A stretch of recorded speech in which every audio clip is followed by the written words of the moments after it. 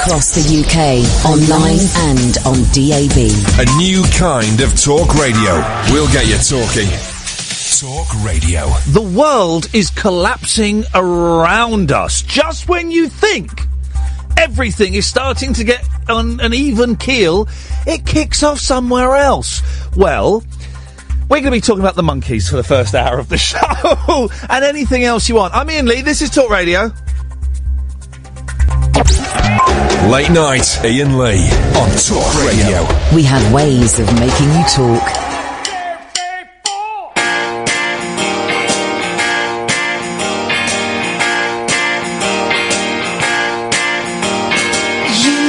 You blew my mind.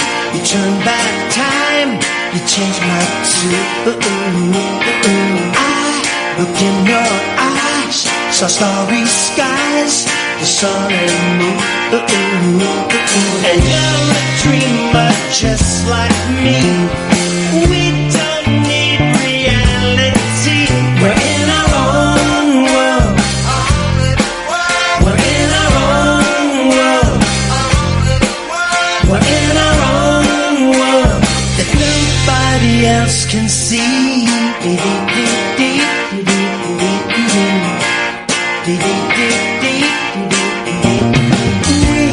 been writing rhymes and trading lines.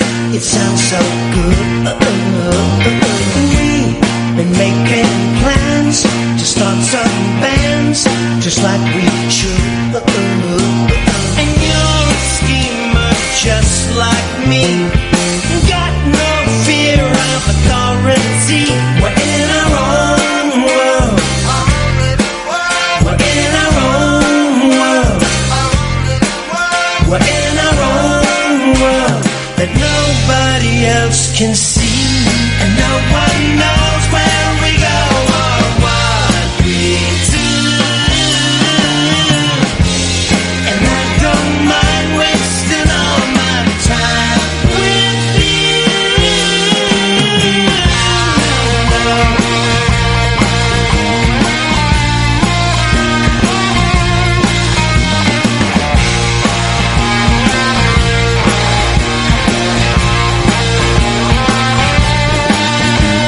Cause you're a dreamer just like me.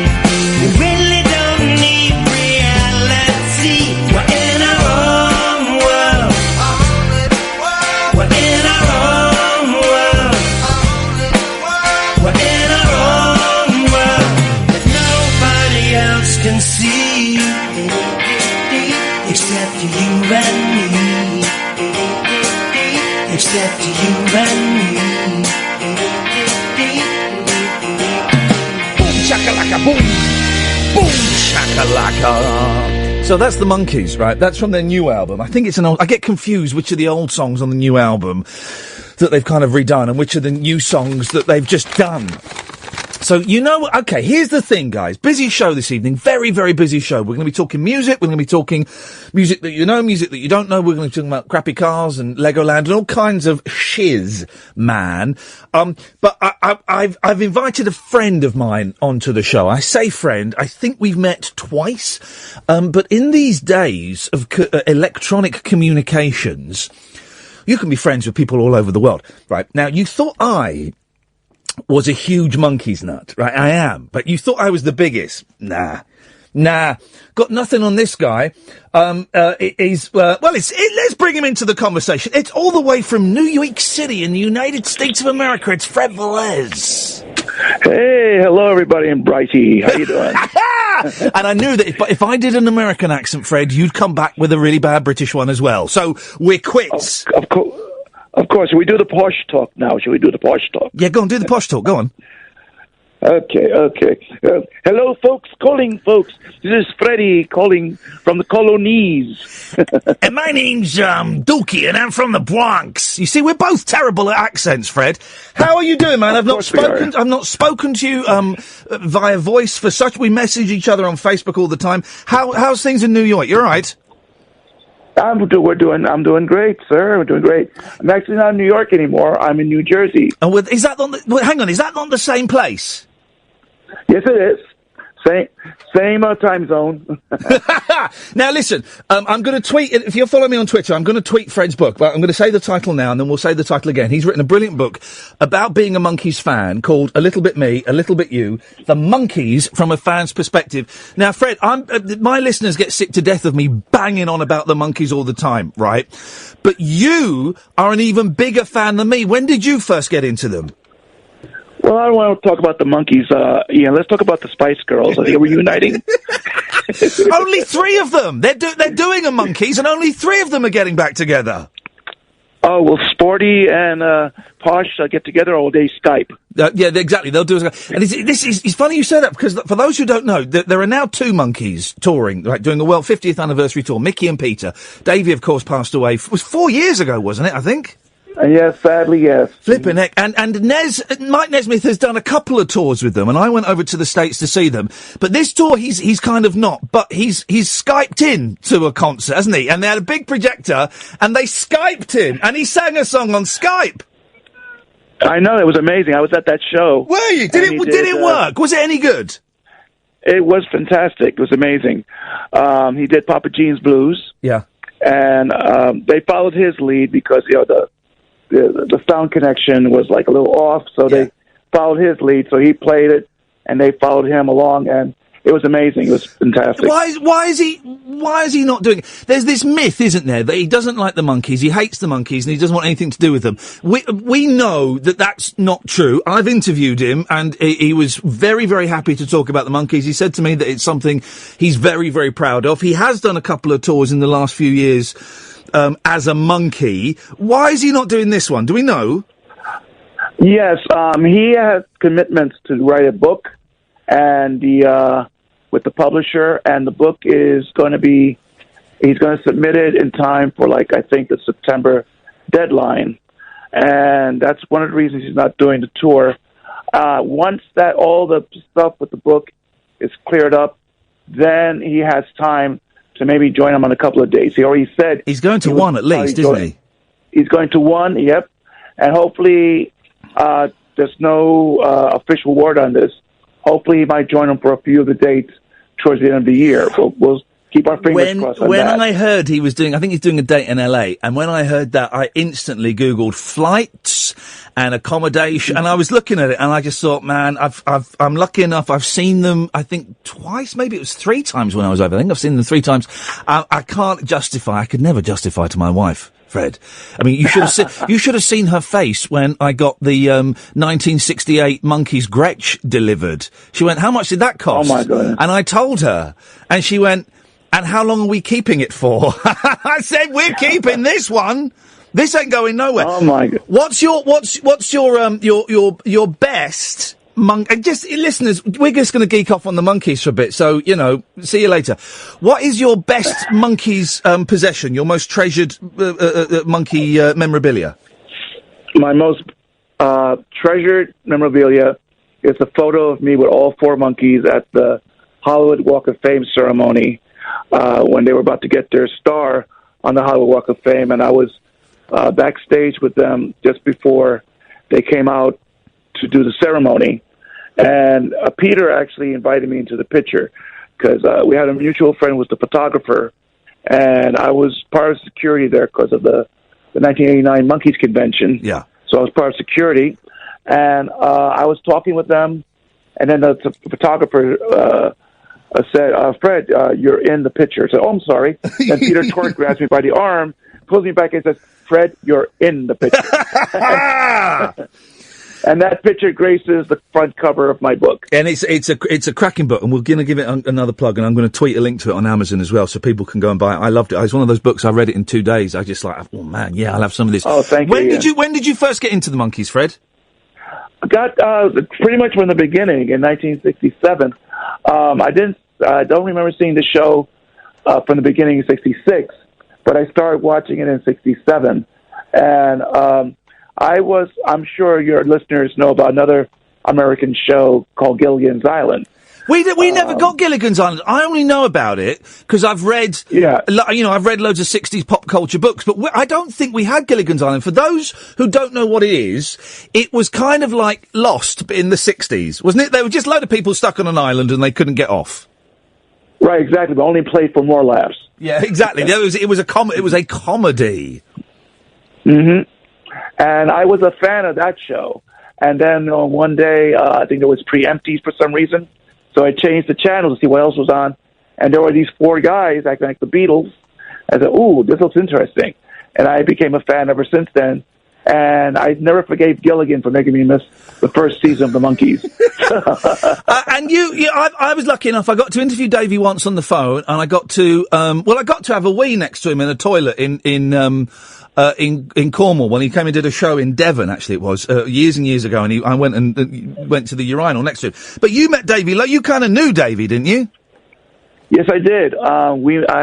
I first saw Mickey and Davey were the first 2 Monkees I saw as Dolenz Jones, Boyce and Hart in '76, and then later again, '77 they toured with Mickey, Davey, and then Mickey's sister Coco, and then years later, Davey was in New York doing some promotional stuff, and I got to meet him again, and we struck up a friendship then, and then off and on we got together, especially during the reunion years between '86 and so on. And in 90, I think it was 92, I think, if my memory is correct, I was in a very bad job at the time, and I wanted to get out of it and find something else to do. So I sent a letter to Davey saying, look, I'm looking for work. If you need an assistant or something, just let me know.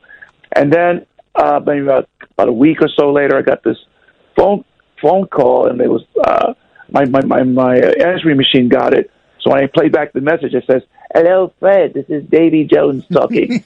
And I'm like, you can imagine. So I collected my thoughts and called him back and told him what was going on. And he said, "Well, can you come over to Beavertown, where he lived?" Yeah. And Davy Jones, who loved the ladies, actually lived in a place called Beavertown. Who'd have thought? It was named for him, surely. There you go. But I went to Beavertown. It's a very nice little community up in Pennsylvania. I could understand why he loved it. It looks like the English countryside, and I think that's why he fell in love with it. So I went up to his house with his partner Alan Green. And they told me they were working on a book called Mutant Monkees versus I can't remember the full title. The Media Manipulation Machine or something like that, wasn't it? Yeah. That's the one. That's it. And they were working on it. They wanted like a fan's point of view of what fans would like to see in the book, and that's why they contacted me. So Davey pulled out this big trunk and opened it up. It said, "Fred, look through this trunk, see if there's anything in there that you think we could use for the book." I opened it up, and it was full of his memorabilia, his photo albums, a lot of promo stuff and all that. Treasure. And at that moment, I felt like I died and went to monkey heaven. Yeah. You Absolute treasure. And so I went through the stuff and went through the photo albums and picked out pictures that I thought would be great for the book. And a lot of those pictures did end up in the book. And Davey and Alan gave me a nice credit in the book, which I really appreciated. And that's a memory that will live with me forever. Fred, stay there, because I've got to go and play some adverts. We've got to pay the rent. When we come back, the real reason I've got you on, let's not beat around the bushes. The Monkees TV series has come out on Blu-ray, and I've ordered it, and because I live in the UK, I ain't going to get it for ages. You've got it. I want to know all about the bonus features, okay? Certainly. Fred, stay there. I'm going to come back to you straight after this. Right, indulge us. We're having a geeky Monkees chat with my mate Fred, who I've not seen you. I've not seen you for it's over 2 years, Fred. We have to right that wrong as quickly as we can. Definitely, Ian. Now listen, you're my brother.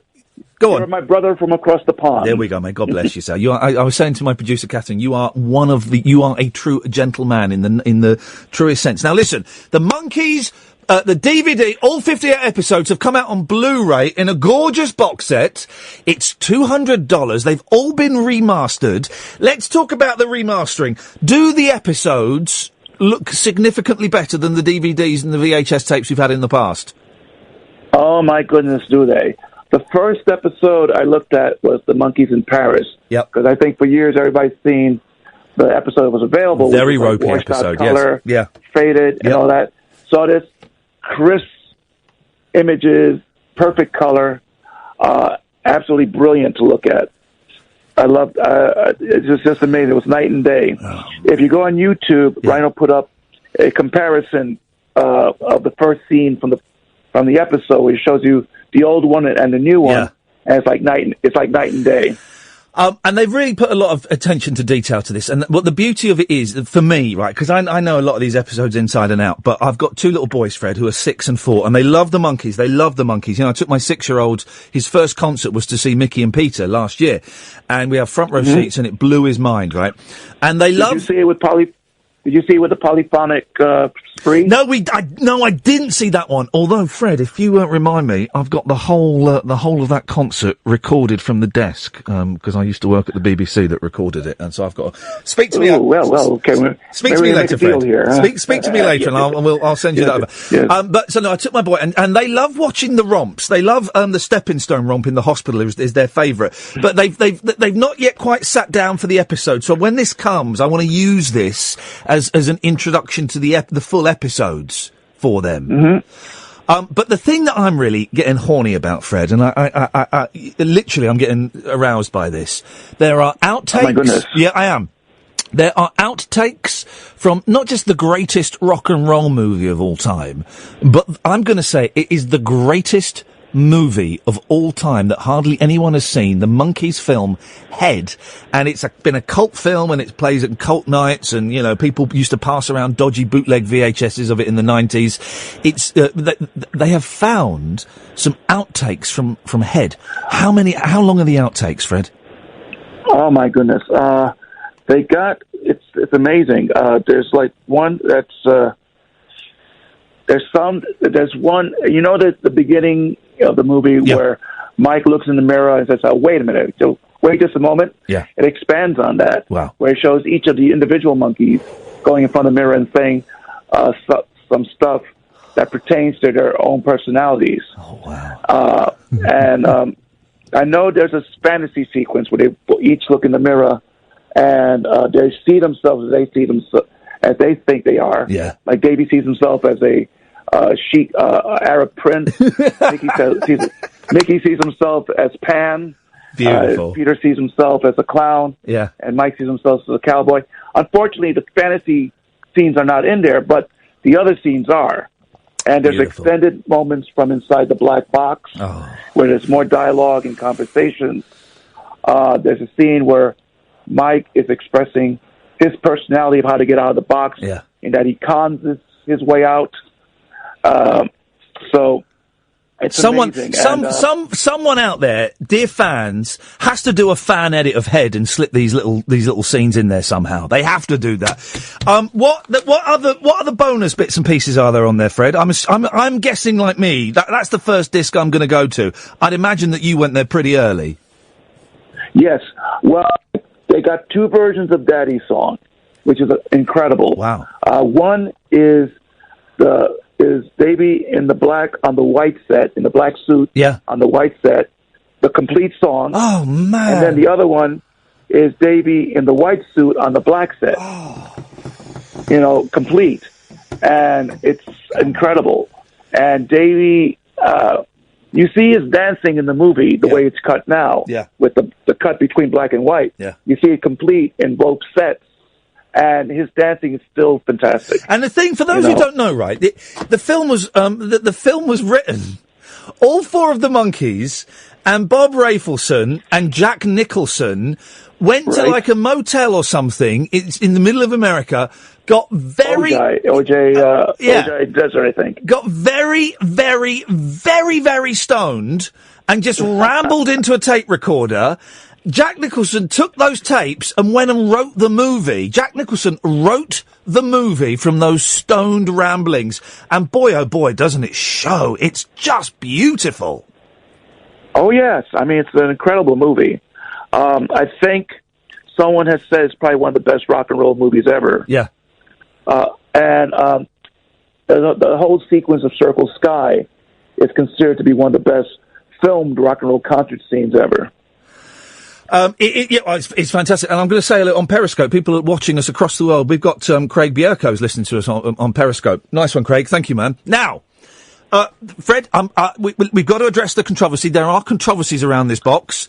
A lot of people have been upset because the inside of the box has, for some people, arrived slightly damaged. And also some people have been very upset that there have been a couple of trims from the clips. We're getting really geeky now. Bear with me. There's a 12-second cut from the awful 1969 TV special 33 1/3 Revolutions per Monkey. It's terrible. And there's a couple of other cuts as well. What's your take on that, Fred? Well, I did receive my box, and yes, there were a few little dinks inside the box, but nothing that that bothers me overly badly. I mean, I could live with it. Yeah. And the controversy with the missing 12 seconds, which is Jerry Lee Lewis singing "Whole Lot of Shakin'." Yeah. It's sad that it's not in there, but I understand the reason. It's copyright reasons. Yeah, and that bit, you know, when I heard that, I got angry, and then a minute later I went, oh, actually, I don't care about that bit. The bit that does upset me a little bit is that Everybody Loves a Nut from the Johnny Cash show ain't there. Yes, unfortunately, it's not there. Again, I think it's due to copyright issues. Yeah. You know, so... But it's... So it's you're a happy camper. You're a happy bunny. Yeah, I'm happy with what I've got. And besides, a lot of those clips you could find on YouTube and other sources, you know. And for those who are upset that the 12 seconds are missing from the Blu-ray, if you still have the DVD version of 33 1/3 from the previous Monkey box set, it's still in there. Or get a life. You know, you can get a life as well. I believe they're available online. Fred, listen, I'm going to let you go. Are you going to any more concerts this tour? Yes, I am. I'm going to be going to two, in fact, coming up in New Jersey in October and November. Right. And I'm hoping the one in November is going to have Nez. Keep me my fingers crossed. I'm going to keep my fingers crossed. Listen, Fred Velez, Velez, the book you want to get is A Little Bit Me, A Little Bit You, The Monkees from a Fan's Perspective, and it's proper geeky stuff, and it's enjoyable, and it's human, and it's not kind of steeped in facts. It's your story about your relationship with the greatest pretend rock and roll group of all time. There you go. That and the one, what's the one in England? The Wombles? I'm going to say the Ruttles. I think the Ruttles are a little bit classier. The Ruttles, yeah, I think the Ruttles, yes. Fred, it's lovely to talk to you, mate. I love you too, man. Take care of yourself. See you soon. Bless, well, congratulations on getting married as well.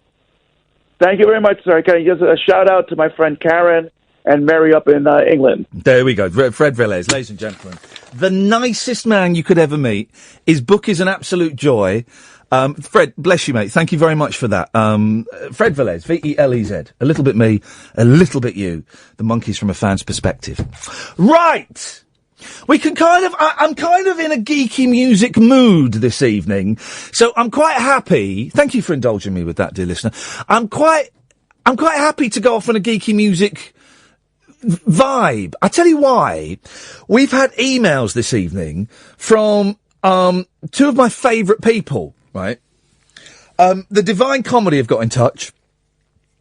Neil Hannon asking if he can come on the show on September the 2nd. We went, yeah, of course. So Neil Hannon's coming on. But also Imani Coppola. Now, hardly anyone knows Imani Coppola. She did, and someone's just retweeted the song that she did. What is it called? Legend of a Cowgirl. From 1997. I was working at FM 103 Horizon, today's Better Music Mix, and I nicked the album from the music store. Used to go in there and pretend you were looking for tracks, and basically what you were doing, you were filling up your combat pants, the pockets on your combat pants, with CDs. your stories of stealing records and CDs and cassettes, by the way, beautiful. We'll take that. Ever nicked a cassette, a CD, or a record? 0844 499 1000. My greatest ever coup was in Windsor Our Price. They had an obscure album by Arthur Lee and Love, 1971's Full Start. It was on CD, and it was the ridiculous price of $15.99. I was a student resitting my A-levels, and I had no money to spend like that. I was too busy buying 3 pints of beer at lunchtime, being absolutely trolleyed and going back to college. So my biggest record, it wasn't stealing, but I swapped the price labels. Well, I didn't even swap the price labels. I think I swapped the front. It was quite elaborate. It was a CD. So I got a CD that was $7.99, a much more affordable £7.99. And I took the front cover of the CD off and I swapped the covers, swapped the actual plastic covers and put the wallet in there. Boom, boom, boom, bish, bash, bosh. And I got it for half the price it was retailing for. Your, stories of stealing, records, and I don't mean, going to torrent shares and downloading BitTorrents for crying out loud. Stealing actual music. Physically, records and CDs and tapes. Maybe you nicked it from a girlfriend or from your mum or from a shop, whatever. 0844 499 1000. I'll tell you more about Imani Coppola after this. So, Imani Coppola, who, Legend of a Cowgirl, was the hit. Then she had a hit a few years ago as the act. We're going to get geeky tonight. Well, you think we've been geeky already. We're going to get really geeky. Little Jackie. I'm a huge fan. Ever since I nicked that album, I'm the only one I think who's got the first album. I love it. And I'm a huge fan. And I bought, another album of hers from 10 years ago. I bought it the other day on a whim. And I've had it sitting around for a bit and I put it in the car tonight. Flippin' heck! It is amazing! I mean, sweary. You've got to be very, very careful with her. She is. She's kind of what Lily Allen would dearly like to be. She did a brilliant song. Dissing Amy Winehouse when she was still alive. What are the I remember that one. It was I wonder if I can play a little bit of it. It was very sweary. Is that sweary? That I think one? I recall that being sweary. Let me see. I don't know if that one was sweary. Hang on a minute, Little Jackie. It's, The Stoop is the album. I can't remember what the song is called. But she is amazing, and I sent her an email. She doesn't do many interviews, so I sent an email just on a whim, and I entitled it a pathetic interview request. And I said, look, I know there is no chance of you saying yes, but I think you're effing brilliant. I love you. Would you come on my radio show? She replied, okay. She replied, okay, does the Q train travel to England or would we do it on the phone? I said, we do it on the phones. And she's not got back then. But there's the crackle. Yeah. I absolutely, there we go. There it is. Little Jackie. There we go. It's buzzing a lot tonight, isn't it? Going for the Queen lyrics. That's the song. Let's see if... 0844... Well, you can phone in, by the way. It's a phoning show. 0844 499 1000 is the telephone number. If you want to give us a call, we call you back. Yeah, it's got a lot of swear words in. Yeah, I remember. Well, she was being quite rude about someone. Where we go. Go back to the motherland. Have your mama hold your hand. If you eat your eggs with runny beans, save all that crying for the Queen. Judging your behaviour and your junky routine, it's time for you to get clean and stop creating a scene. Those who know me know I ain't no straight-laced sober freak, but when it comes time to get the job done, I make sure I'm at least able to speak. I mean, boom! But they're just so wonderfully catchy. They're just so wonderfully catchy. Indulge me. Let me play that first one I sent you. Yeah. Because this made me laugh a lot. It's got swears in. No, it hasn't got swears in. Okay. Is dick a swear? Well, you just said it anyway. Yeah, that's not a swear. Well, is there a swear in it? Look away now if you don't like that word. There's no swear. Sometimes life may feel like it's sucking you up, but it's not. It may might just be you sucking.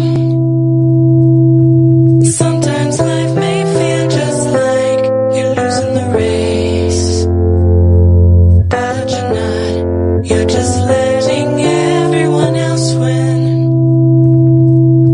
Sometimes it feels like everyone's being a dick, but they're not. It's just you being a dick to everyone. Some days it seems like nothing works right, but it's fine. You're probably using it wrong. You wanna change the world, you better start with yourself. Charity starts at home in the skin you're in. I'm not saying you should go and change your face, but if it bothers you that much, you should get a nose job. I'm talking about what lies beneath the black and white. There's a massive gray, it is called your brain. Do the math or hire someone to do the books, but you're the one gotta pay the taxes. All the colors in between birth and death are in your head, so you should stop bleaching your teeth. So take a look at what you thought was black and white. You will see that there was nothing there at all. Oh, man, she's good.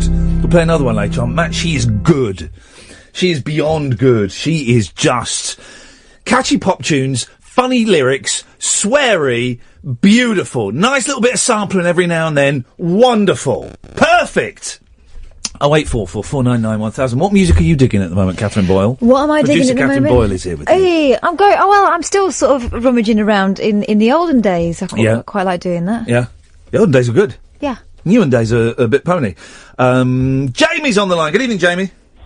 Hello, mate. Hip, hip, hip. Hip, hip, hip. Hip, hip, hip. Hip, hip, hip, Jamie. Hip, hip, hip. Firstly, that Will Storr interview, man. Oh, Will Storr, did you like that? Well, I went out and bought Heretics. It's good, isn't it? I'm in the Oh. first 5 chapters, but it's, yeah, I wanted to get to the bit with the half brain. Is that in Heretics? Or is Yeah, that in the first one? that's in Heretics, the bit with the first brain, is it? Or is that in Supernatural? That's in Heretics. It's in Heretics, He was talking about how some people were living with only half a brain and they could only see certain things. For those who don't know what we're talking about, Will Storr, S-T-O-R-R, he wrote this brilliant book, Heretics, and it's about people who don't believe science, basically, and stuff like that.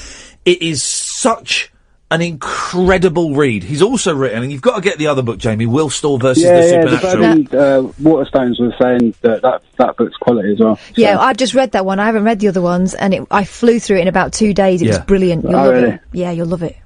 But I called up about that. But Monkees, you're a Monkees fan. They're all right. What do you reckon of the Noel Gallagher Weller tune? The what? The Noel Gallagher Weller tune. Oh, Paul Weller and Noel Gallagher wrote a song for the new Monkees album called The Accidental Birth of a Hipster. It's sung by Nesmith with Mickey doing the harmonies. It's brilliant, and I don't like Noel Gallagher. I'm not a massive Oasis fan. It's absolutely brilliant. Have you ever met him, he says? I've never met him. I've met Liam. Liam came and said hello to me once. He's winked at me. But I've not met Noel. Oh, yeah? I bet he's a nice bloke.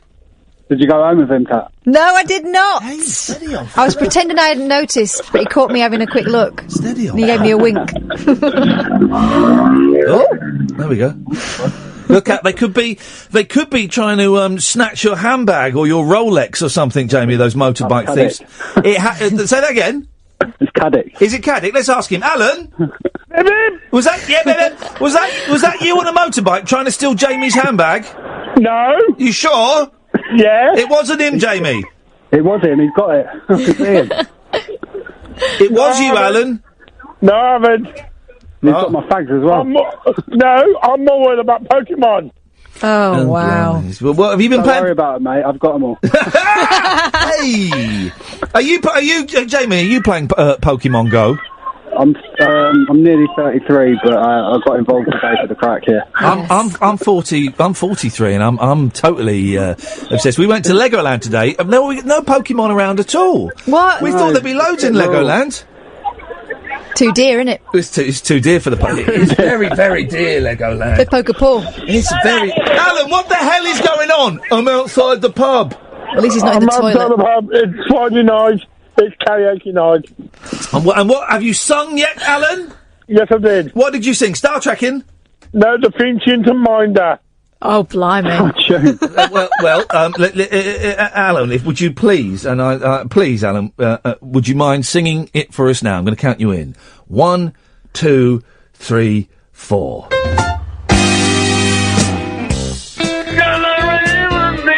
Like a boy laser. White people are done, everyone occasion. I've got a good idea. Just keep me near, I'll be so good for you. I'm gonna help you, rub you like you want me to. Love me, love me, I can't get through. I'll be so good for you, I could be so good for you. There ain't no way I can get through from the world. Love me, love me, I can't get through. I'll be so good for you. That was excellent. I know I put you on the spot there, Alan, by asking you to do it, but that was excellent. Well done, mate. One of my best, I reckon. One of your best. Jamie, did we get to the meat and two veg of your phone call? Yeah, well, sorry. What's the question? Did Kath sleep with Noel Gallagher? Well, I thought it was Liam, but did you sleep with Liam? I slept with Liam. There wasn't much sleeping going on. And she slept with Noel. I never. And Alan slept with what's his name? Giggsy. Bonehead. Bonehead. No, I think it was Kate Lawler. Oh, for goodness sake. Jamie, thank you very much. Alan, what do you want to say to us? Well, I want to talk about Pokemon Go, because I just started playing it today. Right, we'll stay there. We'll talk to you after this. If you're watching the show on periscope.tv/Iain Lee, IAINLEE, why do you look... I'm looking at the screen. Why do you look so tiny on there? I'm far away. But you're not that... And I'm dinky and delicate. There's something going on with the perspective there. It's like that... Do you remember when Lenny Henry did the advert for Smith's Square Crisps? Do you remember the song from that advert? Yeah. Go on. They're weird. Well, it's weird, but yeah. It's weird. I remember him walking across a swimming pool. Yeah, and he walked in a house, and as he walked in the house, he got bigger and everything shrank. Mm-hmm. Well, we are that portion of the Smith's Square Crisps advert. It's a bit like that thing they did in The Hobbit, right? You're Gandalf, and I'm Bilbo. Yeah. Alan. Hip, hip, hip. Hip, hip, hip, Alan. So what is it you want to say? I started playing Pokemon Go today. Oh, how many have you caught? 4. Oh, one less than me. I'm winning. Oh, no, I think I'm winning. How many have you I've got? got about 6. Hey, flipping heck. But a lot of them are those wiener ones. What are they called? I don't know them. The maggot ones. Oh, dear. Disappointing. For me, I've got Charmander. Yes. Oh. Pidgey. Yep. I don't care. Zubat. Actually don't care. And Rattata. Yeah, I've got one of them, and I got the bee one. Yeah, I don't care. Already, I'm bored of, what did Danny Baker compare the Pokemon? Oh, he said, on Twitter, Danny Baker said yesterday, I'm sick to death of Pokemon Go already. We're going to have 8 weeks of jokes and comments about this on Twitter. It's the new Macarena. Hey, everyone loves a Macarena. Well, I got a Pokemon joke.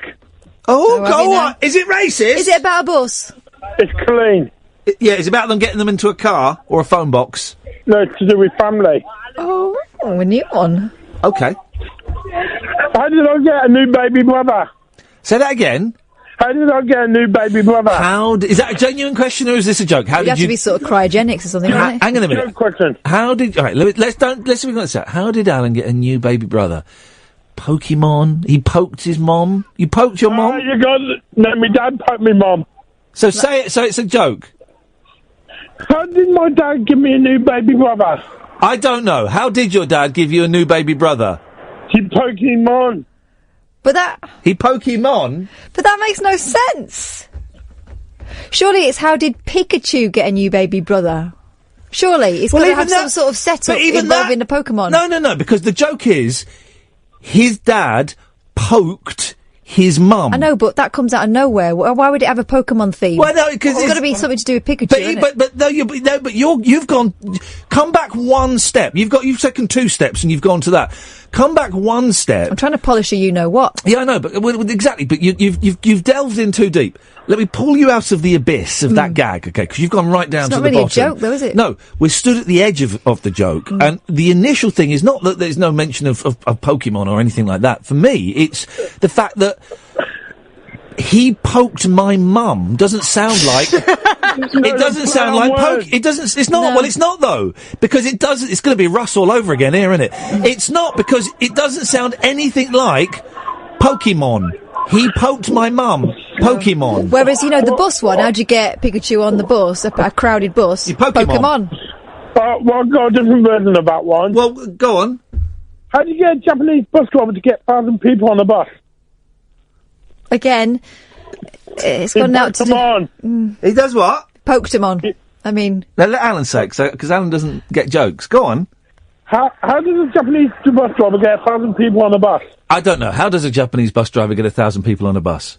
He Pokemon. Yeah, the famously in Japan, on the underground system, they have... they do push him on, don't they? They do. Well, I think that's a myth. There is the myth of the Japanese train guards that push people onto the trains. The bullet.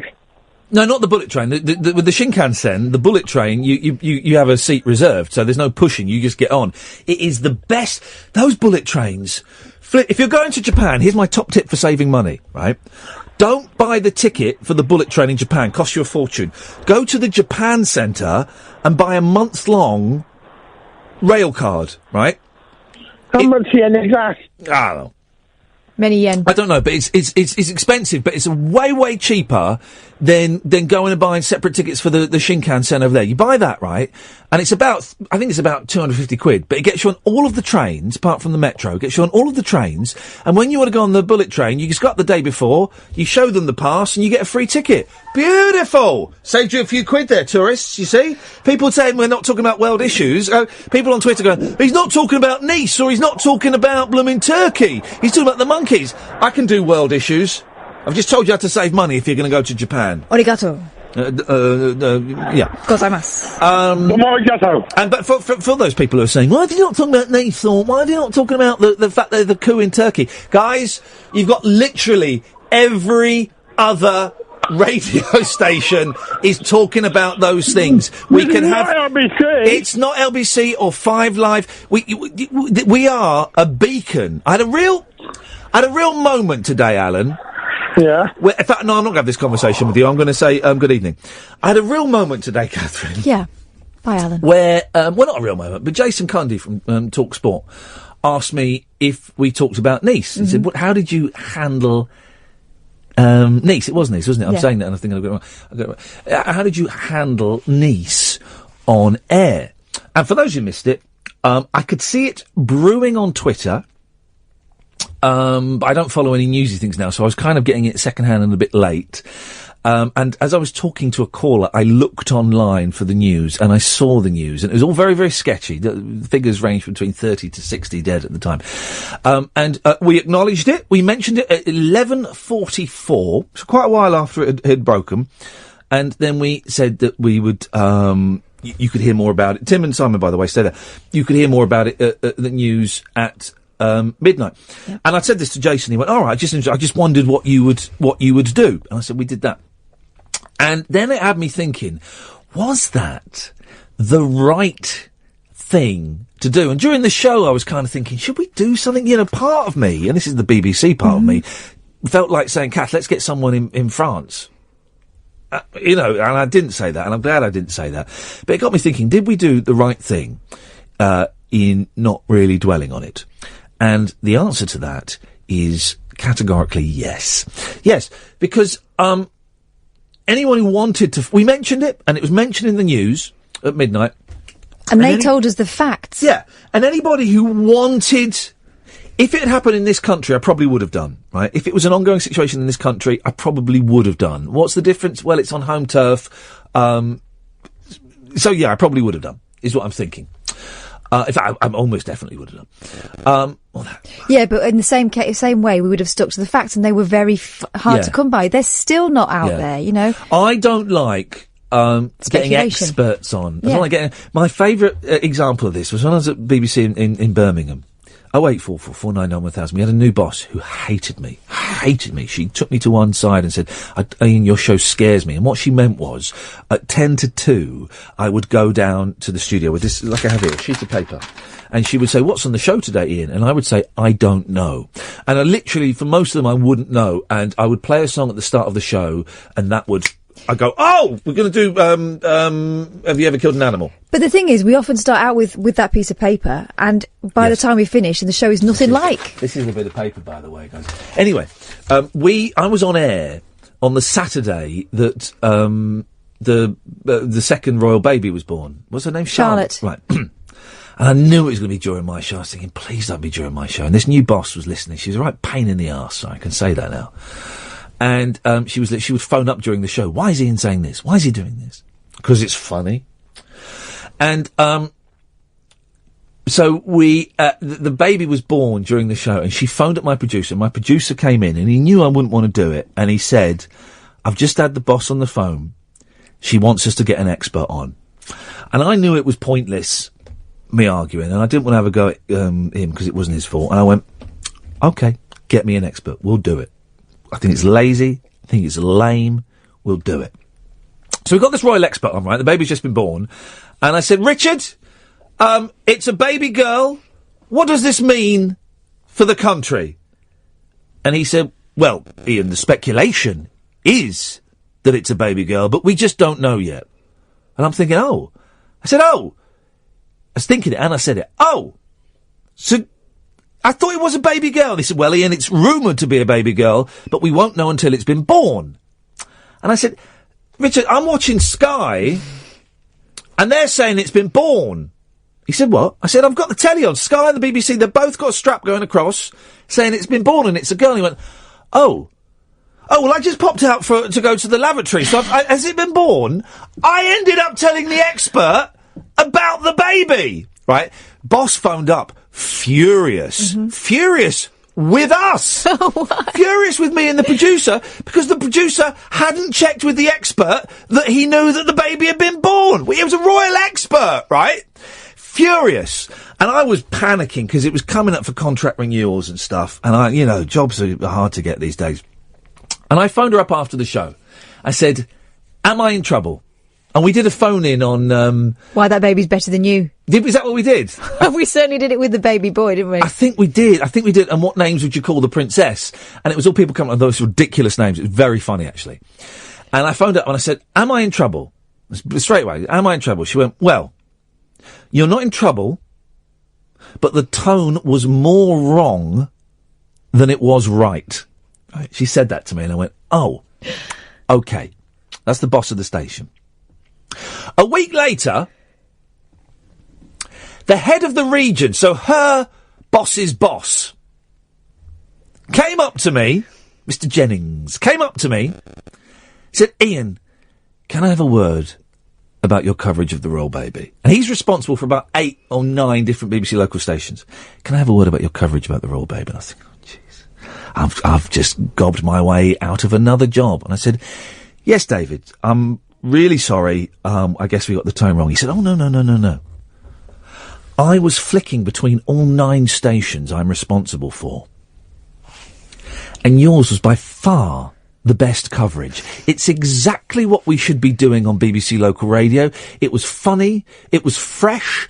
The bit with the expert was wonderfully done. The phone in about what would you name it I thought was not mocking, was not rude. You had your tongue in your cheek, but it was wonderfully done. And and I've had a meeting where I've told all of the heads of all the stations under me to listen to that hour of radio because it was breathtaking. Yeah. And I said, could you go and tell my boss that? Because she gave me a rollicking. Did she? Yeah, she told me off. Oh, you little sneak. Yeah, totally. Totally, because she didn't get it. She doesn't get that radio can be fun, right? So what was the point of this? The point of this is, if more stuff happens tonight, we'll mention it. But all of the other stations are doing, Nice and are doing Turkey. All of the other stations. We are a little beacon, a little candle glowing in the darkness of very, very heavy world news. We're talking about the Monkees and have you ever stolen music, for crying out loud? I'm Iain Lee, this is Talk Radio. Talk Radio. 084, Simon and Tim, you've been waiting for ages. I promise Simon will come to you first and Tim will come to you second. You can call in as well, dear listener, if you want. And we're talking about anything, really. We're getting geeky. Anything goes on this show. 0844 499 1000 is the phone number. We call you back. I'm Iain Lee, this is Talk Radio. Late night, Iain Lee on Talk Radio. We have ways of making you talk. Yesterday was kinda like the 4th of July. The way your face lit up the entire sky. Had to look away because it hurt my eyes. The way you hit me was a big surprise.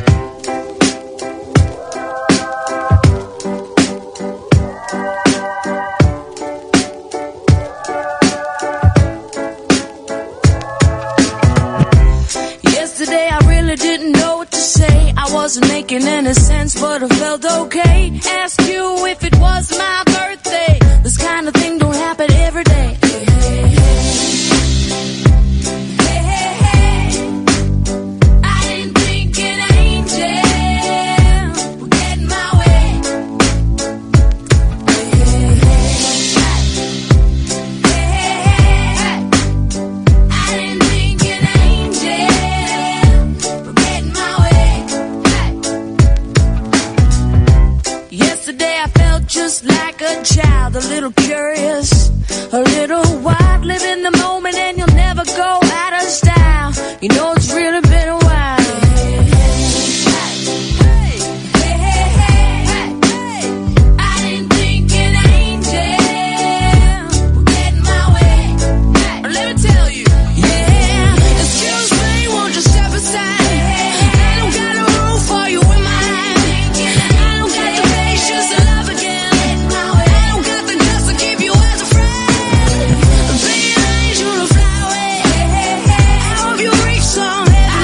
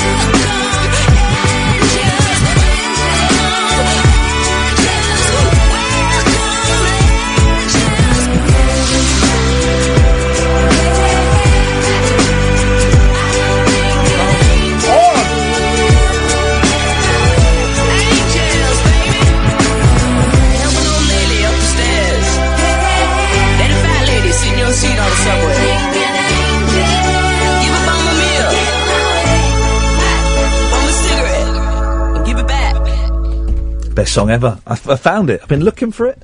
Found it. It's the best song ever, isn't it? Goosebumps. I heard that song for the first time tonight on this CD, Marnie Coppola, the Black and White album. I just got it because I love her so much, and I realised there are loads of albums I didn't have. And I thought, they're quite expensive to get her albums because they didn't sell like millions, so you can't get them for a penny, right? So I got it. And I had it in the car, and I thought, I might as well, I'll have a little listen. Flipping heck, Goosebumps. See, that's the trouble now. I've not got a CD player in my car, so I can't just slap one in. I have to, that's to be premeditated. This is the same with kids, isn't it? My car, took it to the garage to fix it yesterday. We were supposed to get it back yesterday, didn't. You saw the car that I had instead. Wow, it was, Yeah. And, anyway, he phoned up today and he said, I've got to take it to a friend of mine. What, a real mechanic? Yeah. Who's got a special computer that only Volkswagen people have, but only 3 people who aren't Volkswagen dealers have this computer, and his is more up to date than Volkswagen. I'm like, all right. This is a guy who the day before had told you that he'd taken the car to pieces and then discovered he didn't have the right part. I was at Legoland, so I went, all right. And I went and picked it up, and he said, right, 310 quid.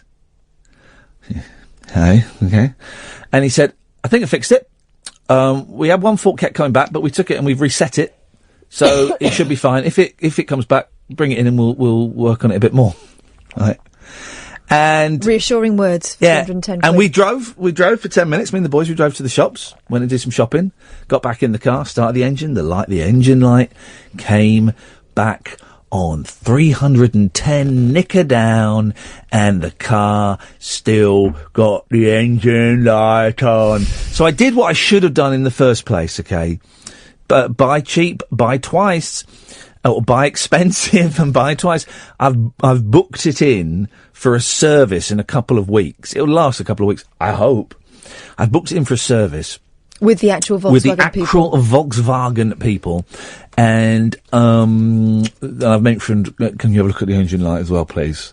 So that, and I'm getting a fella coming tomorrow, charging 125 quid to paint up a little scrapage I had. This car's going to cost me 600 quid. That's half a new one, isn't it? No. Your car. Shut up, man. When I got that, it only had about 35,000 miles on it. It wasn't that old. I mean, what is it?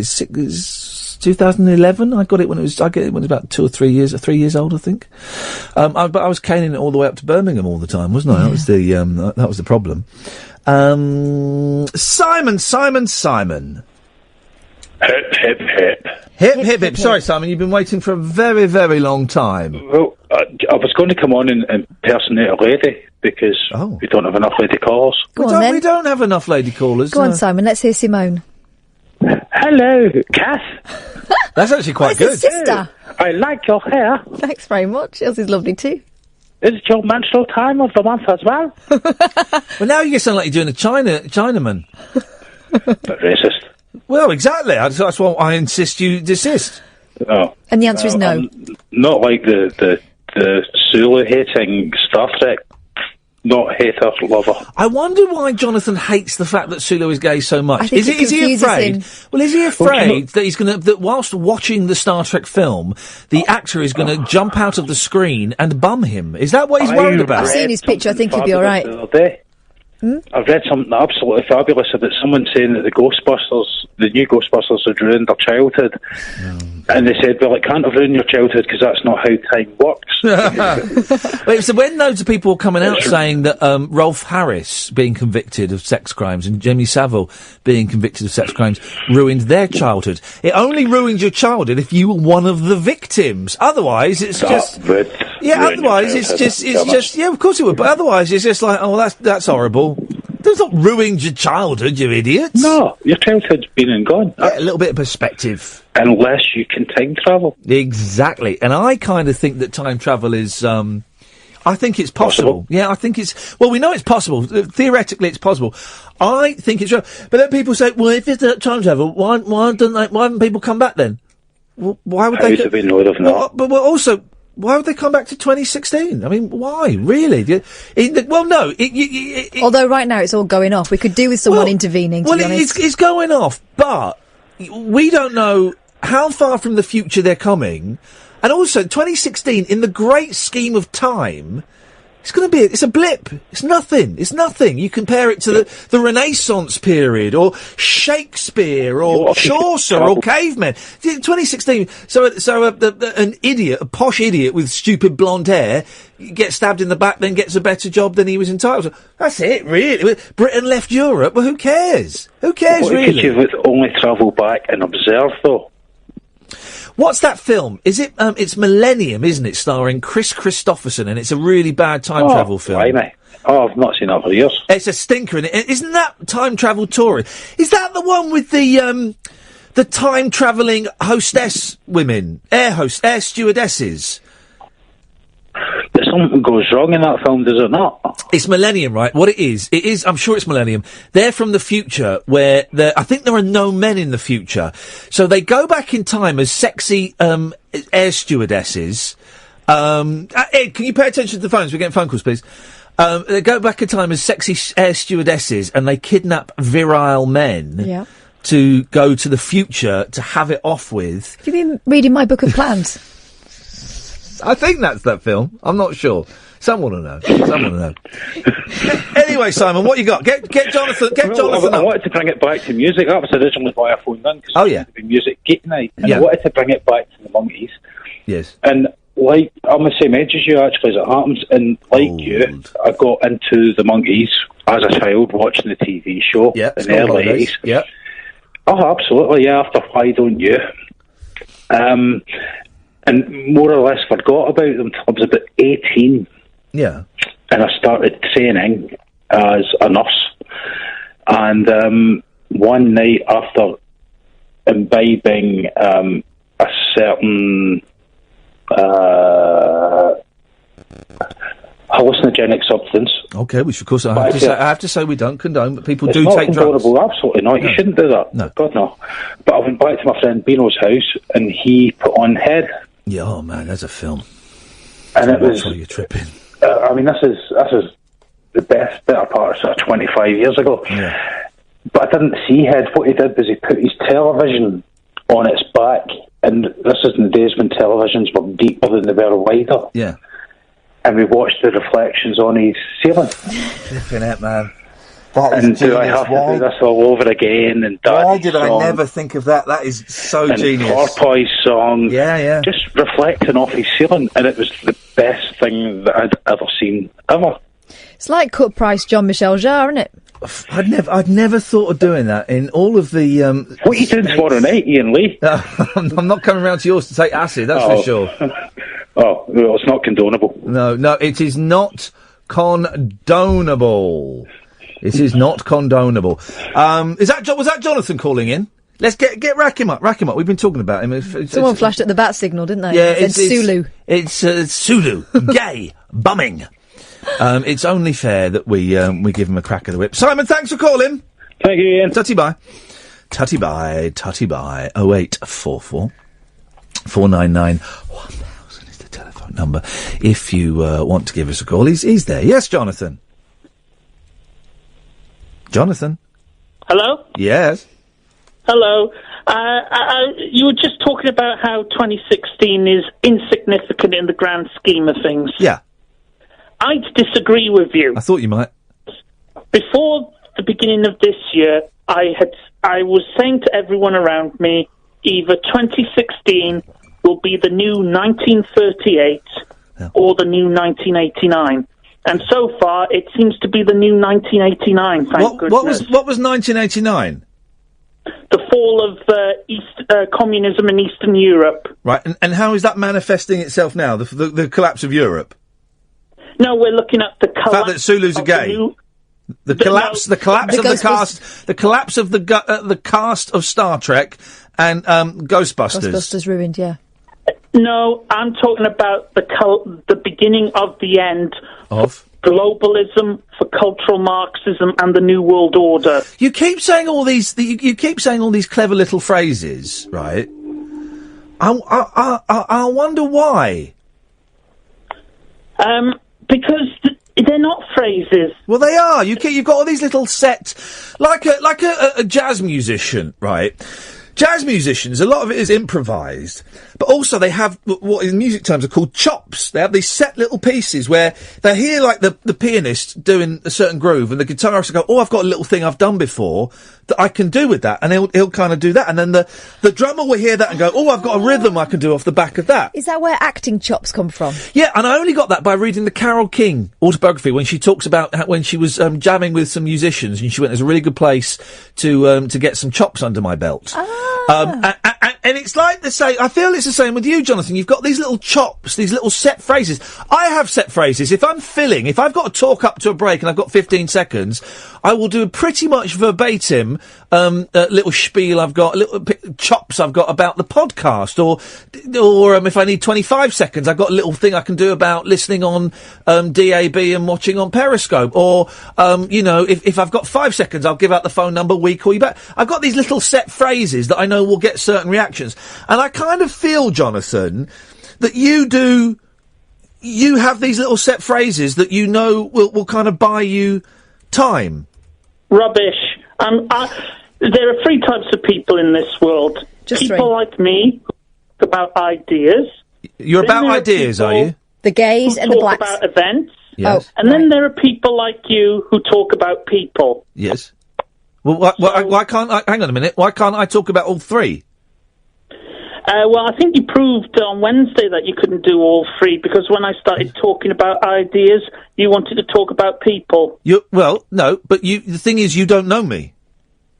I know enough about you from your writing, from your years on the radio. No, you don't. You don't know. You don't really know me. This is a show, Jonathan. This is a show. It's a radio show. So saying you know me is like saying you know Danny Dyer from EastEnders. I know people because I have this little thing. It's called empathy. Can I just stop for a second? Can I just interrupt for a second? What's interesting, Jonathan, is you're talking about people and I'm talking about ideas. No, you're not. Yeah, I'm talking about ideas, and you've instantly started talking about people. So you're one of the. Well, no. Empathy, no. Talking about yourself. You've just started talking about people. So you do. You're the. I'm confused because you said people are in three categories. So you're now the category that talks about people.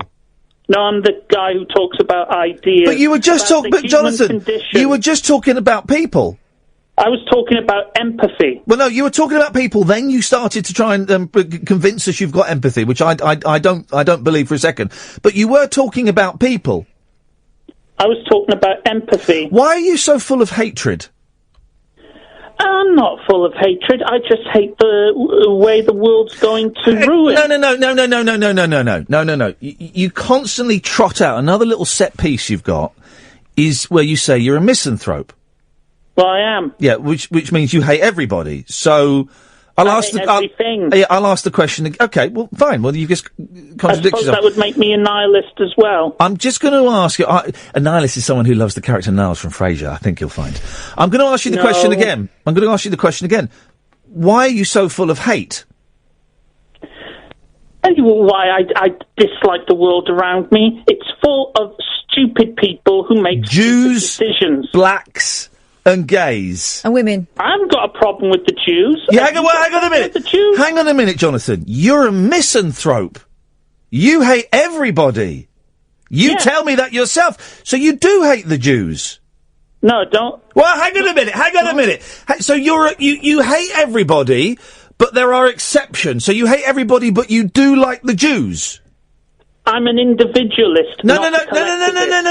But this is the thing, you see. You say these things, and I do wonder if you understand them. I do. Well, a misanthrope hates everybody, right? Yeah, I do. Well, but you don't hate the Jews, or the blacks, or the gays.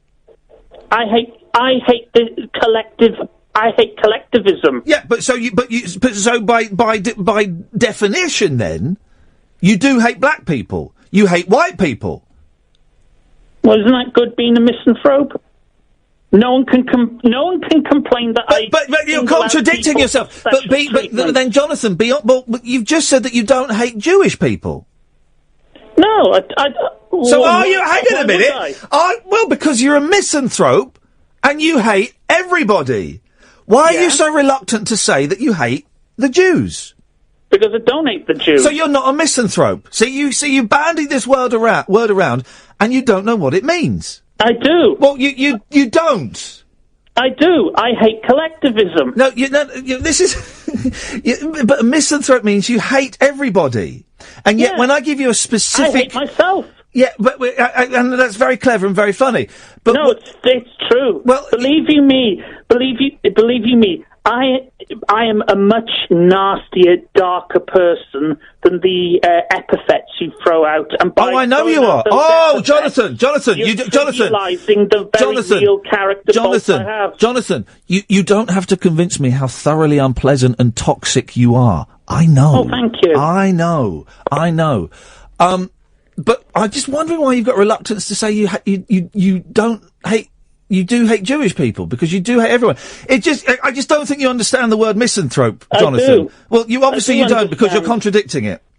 No, I don't hate Jews. I don't hate. So you're not a misanthrope then? I am a misanthrope. Well, you're not. You're not. You're contrudicting yourself, and I think. I'm not. Well, you are. And just saying no, I'm not. No, I'm not. There's not an argument. I'm an ambivalent. No, you're not. You're not. You're a prick. But. Ambivalent misanthrope. you're Jonathan. I'm going to be honest, mate. You're basically you're a knob, right? You're an obnoxious. Oh, thank you. I'd rather be a knob than you're an obnoxious, hateful, racist, homophobic, misogynistic, nasty, dark, malevolent, evil piece of work, right? And the world at the moment... Those are some big words. Thank you, Jonathan. The world at the moment is full of people like you. No, it's full of people like you. Will you shut up? Let me finish. Marxists. There we go. There's another one. There's another one. Cultural Marxist. There's another one. There's another one. What I can do is I can put you there while I continue this, because I haven't got a fader, so I've had to put you there so they can't hear you for a second. But the world at the moment, Jonathan, is so full of toxicity and hatred and SH1T stirrers and really nasty, unpleasant people. On the really small scale of things, I had 100 of them having a go at me on Twitter, and I might talk after midnight about some of the abuse I got on Twitter in the last 24 hours. Really, just obnoxious, vile filth, absolute filth. Some of the phrases and the pictures they were sending me they were disgusting. And on a bigger scale, you've got what happened in Nice, and you've got the racist comments that have been bandied around after the EU referendum, and I'm just thinking that you're a cowardly, toxic keyboard warrior bully. But I kind of give you the benefit of the doubt, Jonathan, because I do think you're mentally unstable. I do think it comes from a wiring problem in the brain, a chemical imbalance in the brain. I don't want to get all Freudian, something that happened in your childhood. I don't know. But that's why I give you the benefit of the doubt. Because I don't think your hatred is your fault. That's why I people I saying don't care. People. Hang on a minute, he's still there. People saying, "Why do you let him on? He's obnoxious." Chris said, "Jonathan is a hate-filled, horrid person. I don't understand why you give him airtime." Because, Chris, I look for the best in people, and I just think that Jonathan is. I just think he's damaged goods. Catherine says. There we go. Catherine says, for a grown man, Jonathan sounds remarkably like a whiny teenage girl throwing around labels because he has no identity of his own. Are you... Oh, dear. Okay. They can't hear you. Jonathan, are you... Yes, Jonathan. When did the police confiscate your electronic equipment? Some of it. Have they pressed charges? No. Why did they confiscate your equipment? We can talk about it if they're not pressed charges, can't we? There are malicious, evil people out there who used the death of Joe Cox to go after their political opponents. You sent some. You sent. Hang on a second. I'm going to cut him off because he's mentioned Joe Cox, and I saw some of your tweets about Joe Cox, and they were way, way, way out of line, man. They were way out of line, Jonathan. a mum got killed, and what you said was disgusting, and it was horrible. You know, there wasn't any wit to it. There wasn't anything clever about it. It was to get a reaction, and it was disgusting. It was telling the truth, and you can't handle the truth. Okay, now you're quoting Jack Nicholson. Now you're quoting Jack Nicholson at me. I mean, I'm quoting reality, something that you seem to have lost track of. Can I ask you a question? That was a film. Can I ask you a question? Was it a sensible one? Have you had? How do you going to phrase this? I know what you're going to say. What am I going to say? No, you proved me wrong. No, you proved me wrong. You tell me, what was I going to say? You proved me wrong. No, because I'll say it and you say I knew you were going to say that, but you need to say it first. No, I know where you're going. All right, then. But I want you to prove me wrong, because if there's one thing I do enjoy, it's being proved wrong. Okay. Have you ever had sex? I knew you were going to say that. No, you didn't. You didn't Yes, at all. I did. You Yes, didn't at I all. did. You didn't at all, because it wasn't what I was going to say. I threw a curveball at the last minute. That question ultimately... No, the question I was going to ask. The question I was going to ask is: have you ever had any form of psychiatric treatment? No. No. Do you? I've got to phrase this very carefully. Oh, here we go. Here we go. Do you ever think that maybe you need it? I tell you why, because you don't have come across as a nasty cock, and I think that there is more. I think that there is actually something within you. There is a soul, there is a spirit, there is a humanity in there, and I don't know why you're smothering it. I don't know why you're smothering it, and it breaks my heart to see someone so full of poison. And I think you're ill, mate. I think you're ill, Jonathan. I'm not ill. All right, then. Believe me, it would be easy. Okay, I cut him off because he was getting on my nerves. I saw his tweets about Joe Cox, and they were beyond the pale. I will talk about some of the tweets I got in the last 24 hours, because I think it's relevant to that, just the level of, being nuts, really. I don't know what we do about Jonathan. Do we let him on? I mean, it's cracking radio, but... See, the thing is, I know what you mean. The joy with which Jonathan will talk about comic books and, Judge Dredd and wrestling and stuff makes me think that there is hope. But then... He enjoys being the panto baddie, doesn't he? Yeah. And he doesn't, the thing about Jonathan is, he doesn't listen. I know we missed a break. We'll go to him in a minute. He doesn't listen and he doesn't engage. No. And every time you bring up a point, oh, I knew you were going to say that. Oh, a typical cultural Marxist. Yeah, but that's all part of the armoury, isn't it? I don't know what a cultural Marxist means. I didn't know what a misanthrope was until after yesterday's show when I looked it up. I thought it was a werewolf, but that's a lycanthrope. Yeah. Don't mix those up. What's a cultural Marxist? Well, here's what my idea of... I'm trying to understand what he means by it. Yeah. Does he mean someone who is... who only accepts one way of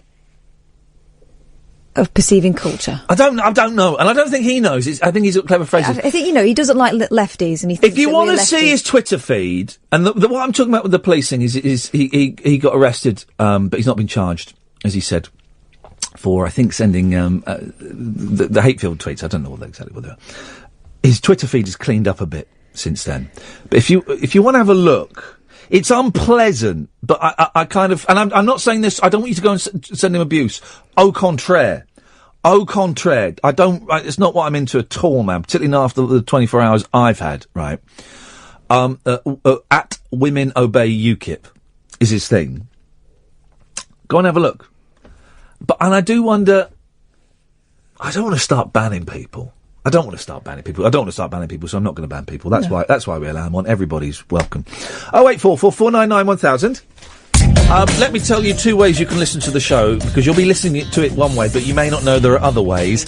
I listen to it in normally on my iPhone. You can get a smartphone app for Talk Radio. You can listen on TuneIn and all those apps, but you can get a specific smartphone app, which helps my figures, guys. So you can download that. And what would be another way that you would recommend people to listen Online on talkradio.co.uk. There we go. That's that. Sorted. No, we're not going to ban Jonathan. I don't want to ban anyone from the show. The only person who's banned is the woman that's been stalking me.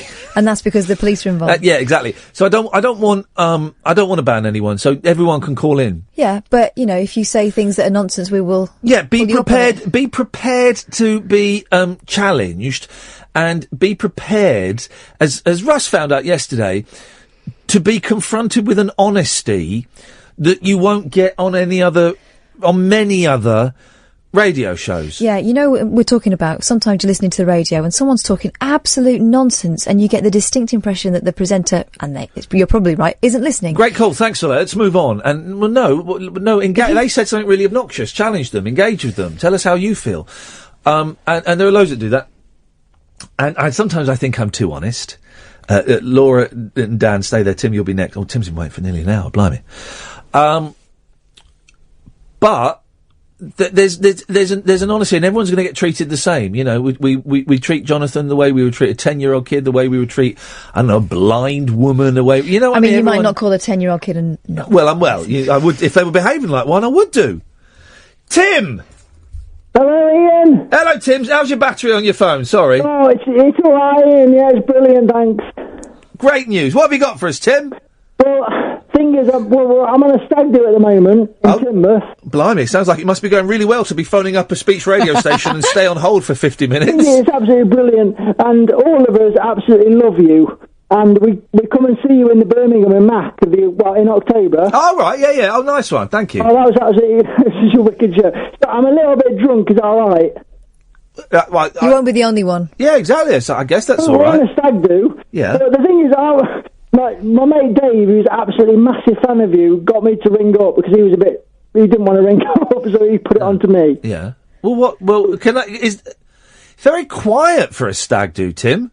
No, but they've sent me upstairs. They're all downstairs partying, and I'm upstairs. Well, let's hear a bit. Listen on the radio at the moment. Let's hear a bit of the party, Tim. Hold on, I'm coming down. I'm coming down. Yeah. Hold on. Sorry, Ian. How are you, anyway? I'm all right. Brilliant. I didn't really like the last caller. No. He was a bit mean. You'll like that, though. Yeah. We're coming down.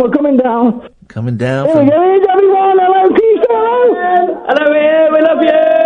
It really is. They really are. But I thought he's fair play. This is a proper stag do now. I didn't think that. You must be having a great time. Sing a Lindsay Lohan. Shouldn't have sent me up, but they're a bit mean to send me upstairs. Lindsay Lohan. Can we play you a song? Yeah, go on. Why not?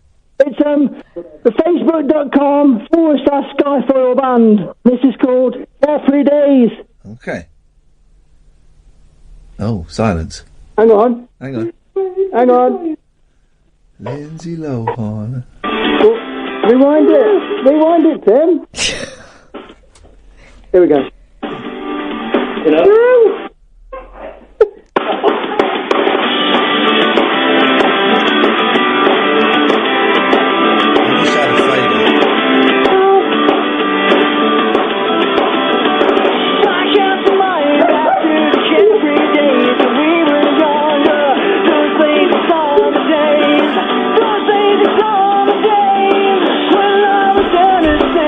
I'm not cutting him off. I haven't got a fader, so I can't ride the fader and talk over it. Unfortunately, it sounded like a banging stag do. It did sound. Let's go back to those guys.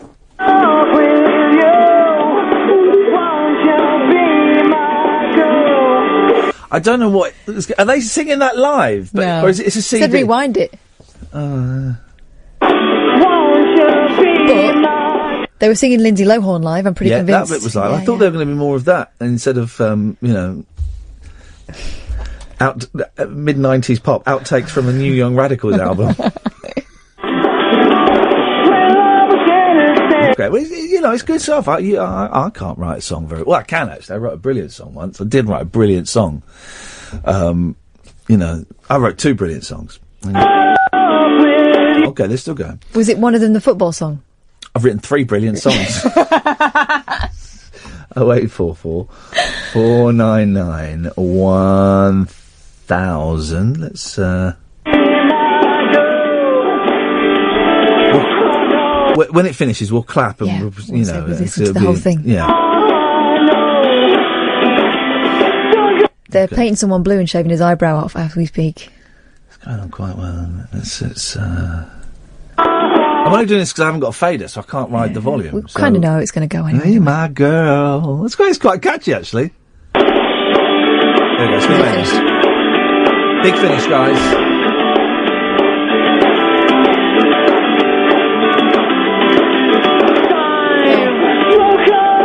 Oh, this goes. Repeat to fade, isn't it? It's quite. It's like the Rembrandts. Oh, yeah.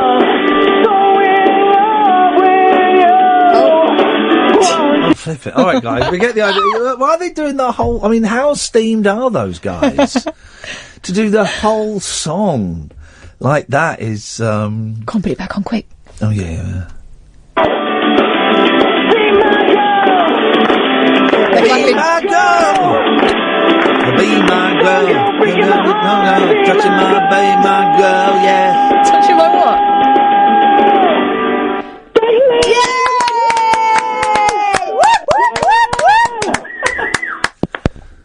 Did they just hang up on me? Wow, how rude. Flipping it, we sat through that brilliant song if they've just turned on their radios.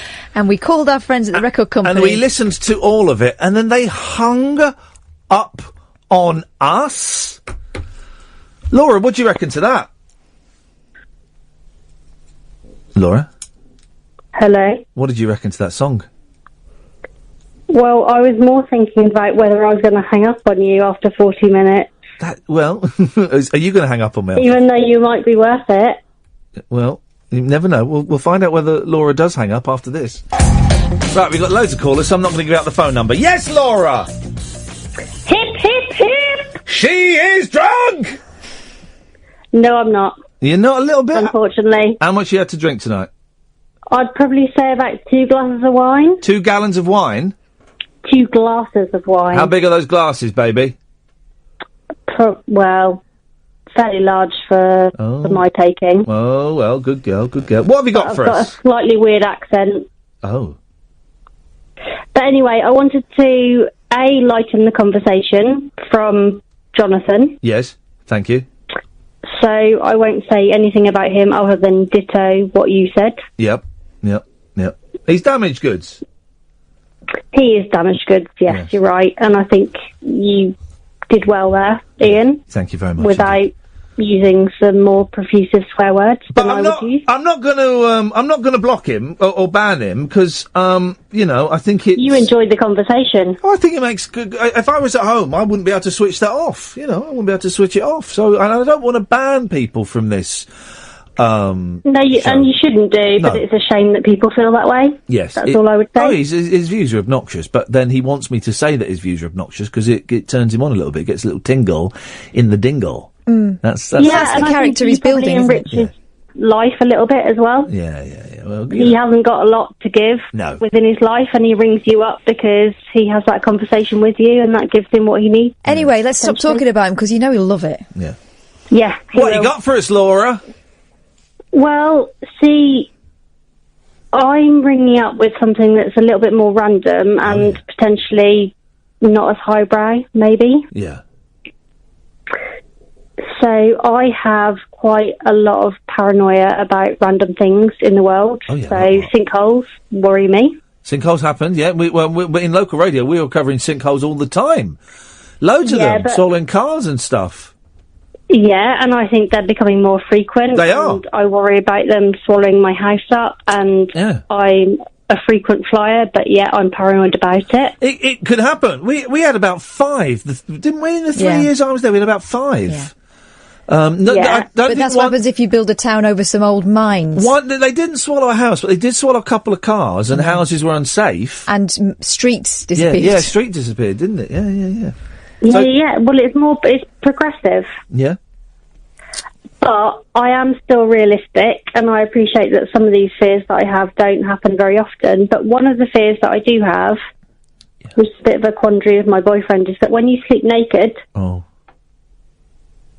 will a fly or a spider or anything in your room go up your asshole? And no, this is like, I think it would happen. You wouldn't be a fly or a spider I was worried about. Be your boyfriend. You can swallow 8 spiders in your lifetime. No, you don't. Do you know what? I was thinking about that today. It's a myth. That's a myth that you swallow 8 spiders. Some people say 8 spiders in a lifetime. Some say 8 spiders a year. It's a myth. It's not true. Okay, but what could go up your asshole? Well, first of all, you can stop saying that. Why do you sleep naked? I can't sleep naked. A lot of people sleep naked. Perverts. Perverts. I'm surprised that you're more concerned about. I'm surprised you're more concerned about sleep naked. Violatory flies than if there was a fire. Oh, now we're digressing a little bit, Catherine. Well, it's more likely. likely. Can I just say she don't like it you? It might Catherine. be more likely. She don't like you. She wants to talk about her bumhole. Can we please stop? No, I love Catherine to bits. I think she's amazing. But she's wrong here to bring this up. But You I want to think talk we to an are expert. digressing a little bit. You want to talk about. She doesn't want to talk to anyone. Stuff She just wants to your talk bumhole. out. Yeah. Well, okay, please, guys, for crying out loud. Imagine people. I wonder what's happening in Turkey. Talk radio's just come up. I wonder what that is. Oh, wrong station. Wrong station. Yeah, but we've talked about all that stuff before. Yes. You need to lighten the load. Oh God. Why would a spider want to This is go? a genuine concern that Okay. I have. Can she hear us? Why? Can you hear us? Yeah. Okay, it's just because you're not following the normal conventions of a conversation. Why would a spider want to go up there?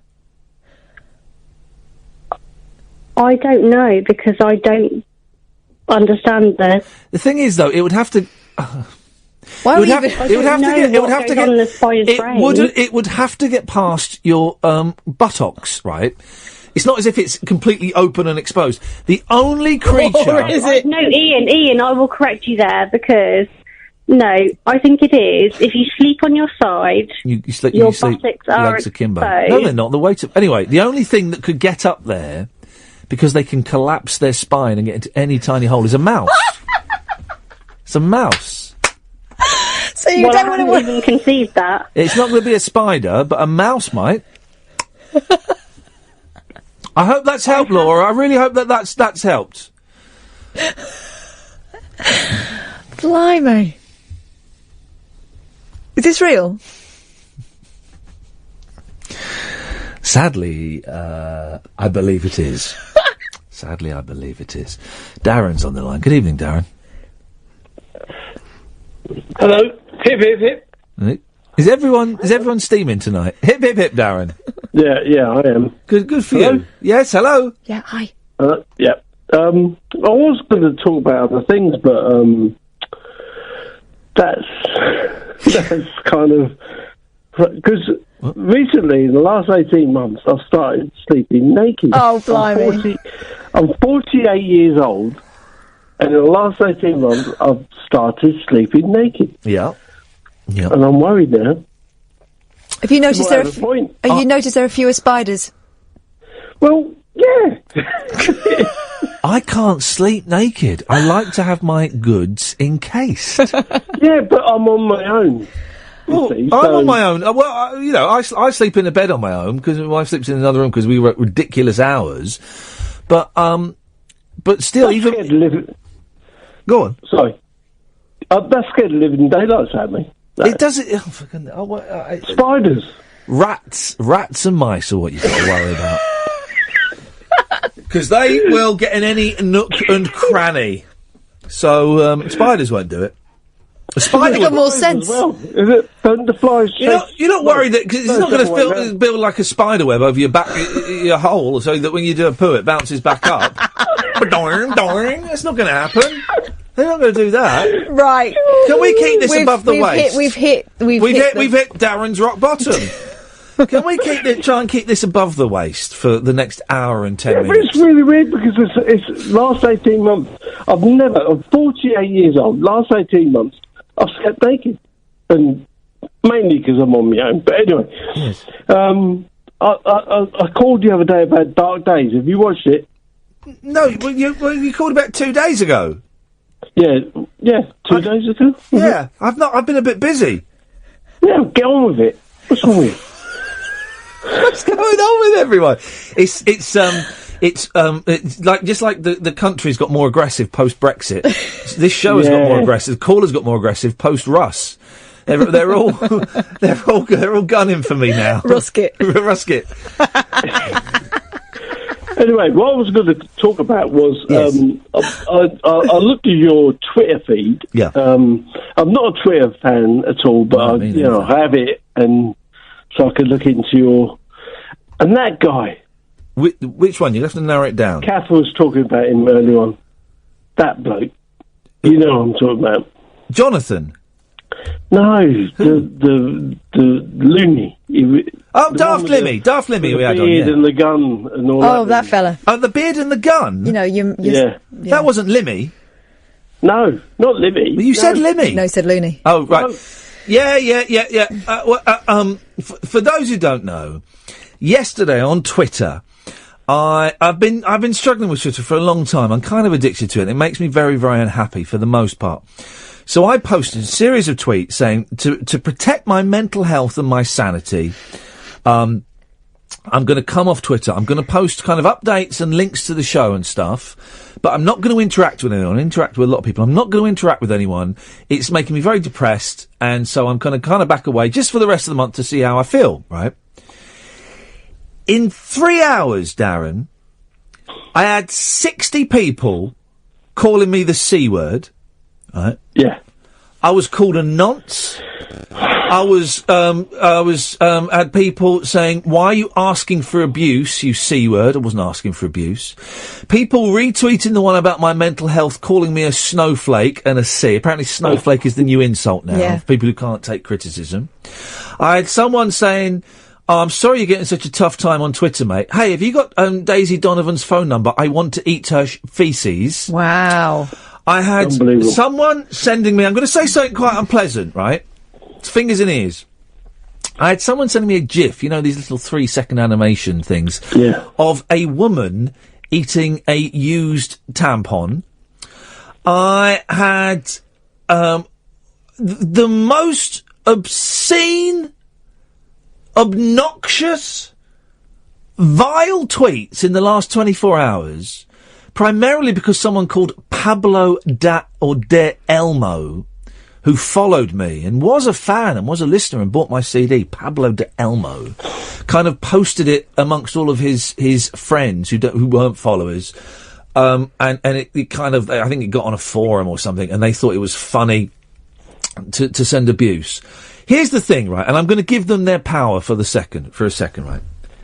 Every tweet that called me a C, or a nonce, or, these obscene images. Every tweet hurt me, man. Every tweet was like piercing my flesh, right? And one guy I got involved with and I had an argument with, and I found a picture of his kids on Instagram, and I took a picture of that and tweeted that, and I regret doing that. That was a mistake. But I challenged him to call me up. I gave him I challenged. I shouldn't have posted that picture of his kids. That was out of order.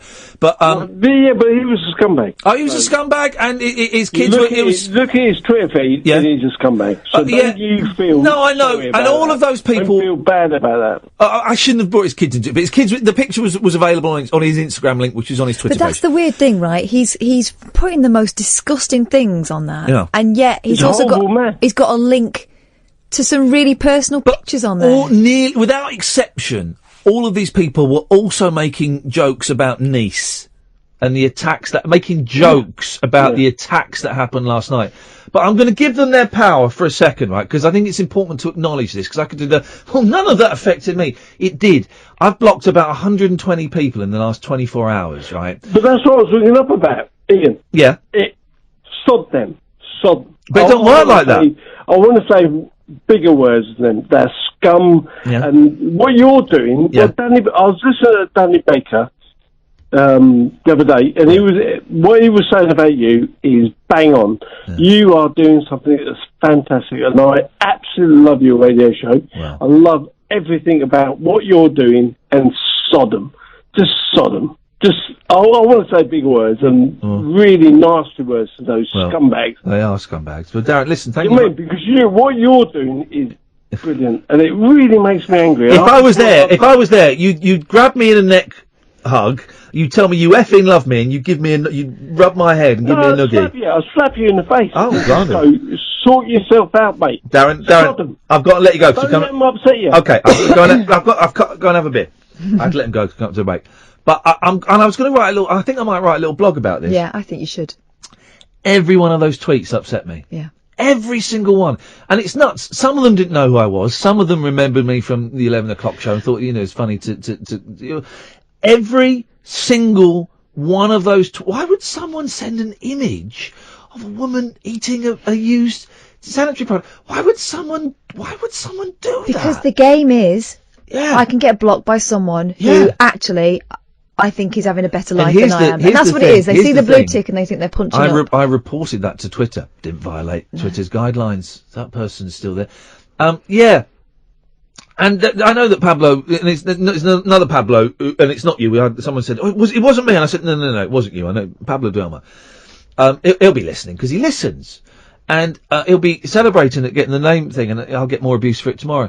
But I do have to say, I can't do I could lie and say, it didn't affect me, it didn't hurt me. Well done, guys. What do you think you are? It did. Every single one. I was sat on the sofa with my kids this morning watching Scooby-Doo, watching this stuff come in. And I'm sat there with my kids, and I'm reading the most obscene filth you could imagine. Obscene filth. And I'm thinking, this is 6 inches away from my kids, So stepping back from Twitter, flipping it, man, it's the best thing I've done. It's painful, but they'll go. But every single one of those was like piercing my flesh. It's horrible. That was fun. Michael, Sarah, we've got other callers as well, so I'm not going to give out the phone number. If you know it, you can call. We don't do calls straight to air. Certainly not this month. We're going to have a little look at it in August. I'm Iain Lee. This is Talk Radio. Talk Radio. Iain Lee, Talk Radio. Michael and Sarah, stay there. We've got loads of other callers lined up. If you know the number, you can give us a call. We don't need to advertise for callers because you're calling in your droves. It's much appreciated. We'll lighten the mood again. I'm Iain Lee. This is Talk Radio. Here's the news at midnight. Late night, Iain Lee on Talk Radio. We have ways of making you talk. In a minute. Hang on.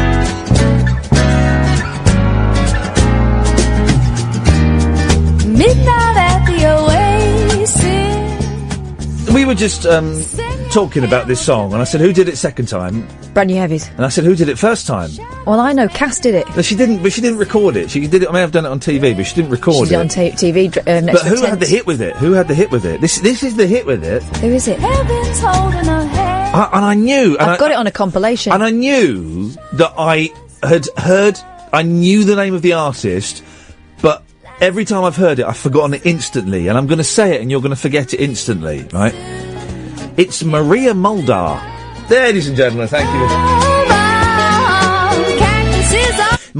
He would be my nightmare. Okay, this is what we'll do for the last hour. Katie, Michael and Sarah, stay there. For the last hour, we're going to compile our nightmare music festival of the worst bands we could see. Oh. Friday night for me would be Corduroy, followed by the Brand New Heavies, but closing would be the James Taylor Quartet. I quite like the Brand New Heavies. No, you don't. Feel that? Do you remember? It was like about 93 when that kind of acid jazz. Acid was it? Acid jazz. I was almost in an acid jazz band, so I got into them for a little while. Of course you were. Everyone was nearly in an acid jazz band. And we went and saw our friends in acid jazz bands. And we all had the James Taylor Quartet album. And we all pretended that we liked the Brand New Heavies. And our hipper friends had Corduroy. Gosh. Jeez! Who would be your nightmare? Your nightmare evening of musical entertainment? You've got 3 acts. Bearing in mind, once... Was it opening for Beyonce? No, it wasn't. It was opening for Alicia Keys. I like Alicia Keys. Right. It was, who opened for Alicia Keys? It wasn't Soul to Soul. Give me another band like Soul to Soul. PM Dawn. No, they had a woman with dreadlocks who danced. Right. Was that Soul to Soul? Hang on a second, Sarah will know. Sarah? Hello? Was it Soul to Soul? What was Soul to Soul's song, Sarah? Oh, I don't think I can help you on this one. I'm not sure. Soul to Soul, right. Hang on a minute. Let's ask a British native. Katie? Katie? Katie? Katie? Yes, Katie, I can hear you. Is it me or another Katie? Have you got another Katie on? No, it's you, Katie. Katie, me. You're British. What was Soul to Soul's big hit? Yeah, I'm well British. I'd like to say it's probably What Time Is Love? What Time Is Love? No, that wasn't. No, that was Two Men. Here we go. That was Hadaway. Back to life. Yeah. Back Saw Soul to Soul. That's Karen Wheeler you're talking about. The girl with the dreads. I saw Soul to Soul opening for Alicia Keys. Flipping it. Wow. It was tedious. You can have Top Loader. Yeah, there we go. Flipping Onka's it. Big Monka. Yeah. And this is one people love, but I can't stand them. Yeah. Beautiful South. Okay. It's your festival of hate. And we're going to finish up with the Lighthouse Family. Oh, as Mark, the one from Mark and Lard once said, it's music for people who don't like music. Yeah. Sarah, what would your nightmare lineup be? Sarah? She's gone. Can we get Sarah back, please? Katie, what would your nightmare lineup be? I'd say Jamiroquai. Jamie McFly? Jamiroquai. Jamiroquai. Oh, Jamiroquai! I couldn't tell because of your strong British accent. How do you say Jamiroquai? Well, like you just said it then, and not Jamie Rockwai. Jamie Rockwai, yes. Okay, him, Halloween, don't like them. Who? Halloween. No, Halloween, not Halloween. Halloween. Yeah, Halloween. Yes, no, not them. Hate them. And Halloween. then,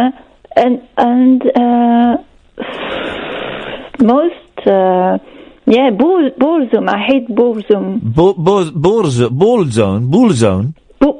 Boyzone. Bullzone. Burzum. Burdun. Is that an Indian artist? Burdun. Are you saying bosom? Burdun. She's saying Burdun. We got it. So, it would be Jamie Rockwai, Halloween, and Burdoy. No. Okay, that's fine. We've got it. That's my favourite so far. What have you called in for, Katie? Neil, I've got a suggestion for the guest. Oh, yeah, go on. We're going to have the shipping forecast. Stay, what's your language? I said shipping. Oh, your British accent is so strong. Shipping forecast, dude. Neil Noons. Neil, hello, this is Radio 4. You're listening to the shipping forecast. That man. Go on, do it. Yeah, can you have him on? No, because it's different. Why? It's different. It's not one man that does it. It's different people. Okay, well, that's one particular one. Do you mean the man who talks like that? That's it. Yeah, him. Okay. Oh, that's him. Well, we're not going to. No. Why? Well, why do you think? But I don't know. Because it'll be rubbish. Why? Because his job is to read stuff out. I'm sure. But listen, he's very mysterious. That's what I learned. I've read about him because there was a whole brouhaha 10 years ago when he landed on the BBC Radio 4. Yeah, I know there was. Yeah. Well, absolutely. But he's still there. He's won. He's won. A lot of people said they didn't like him because of his voice. I do think a lot of people didn't like him because he's black. I think some of it was genuinely about his voice, but I think some of it was also covert racism. Yeah, probably because I went on the Radio 4 forum at the time, and did they complain about you? Not yet. No, because you're black. 2006, I wasn't on the BBC. You type with an accent. But You don't? yeah. Do you feel more comfortable on a QWERTY or an AZERTY? QWERTY. Yeah, really? Yeah. Well, you shouldn't. Why? Not your place. Where is not my place? Your place is AZERTY, not QWERTY. Yeah, well, too late now. I'm QWERTY-fied. QWERTY-fied, okay. And you're AZERTY-less and QWERTY-fied. Okay, well, that's good to know. So we're not going to have him? No. Oh. No, he's not coming on. Right. Are you scared because he's from that place? No, I was on that place last week. 4 nights in a row. Okay, well, get that place to this place. Yeah, I was on that place at the same time I was on this place. Really? Yeah, I was on 4 Extra, BBC 4 Extra last week. 4 Extra. I haven't started with that one yet. Well, so. you should listen to it when I'm on. I'm good. I interviewed Jake Yap. So 2 turncoats. Wow. Yeah. Well, exciting. Well, that's sarcastic. No. Yeah. I'm honest, but still I'm disappointed we can't have Neil Loons. Well, you'll get over it. Yeah. What else have you got, Katie? Before you go and have your pie and mash. Pie and mash and eels and mushy peas. Can you stop swearing, please? It did sound like she said. No, well, that's it. That's it. Shall we bring Michael into the conversation? Good evening, Michael. Hip, hip, hip. Hip, hip, hip, Michael. You're through to Catherine, British Katie, and... Hello, British Katie. Myself. Hello, Catherine. Hello, Ian. How are you all? Wow, what an absolute gentleman. I think we might have found your your perfect husband, yes. Husband, yes. What's your name? It's Michael. No, the other, the name after Michael. Is it British? Hang on a minute. Is it Smith? Is it Smith? It's Sweeney. Oh, Sweeney? It's what, Sweeney? Yeah. Yeah. Sweeney. That's quite British, that. That's very British. One of Britain's greatest murderers, of course, Sweeney Todd. Yeah. Yeah. Sweeney Todd of the Flying Squad. He's got heritage, Katie. Wow. Can you make pies, Katie? I can. Well, beautiful. Beautiful. I'm going to buy a new hat. It's in your jeans. Michael.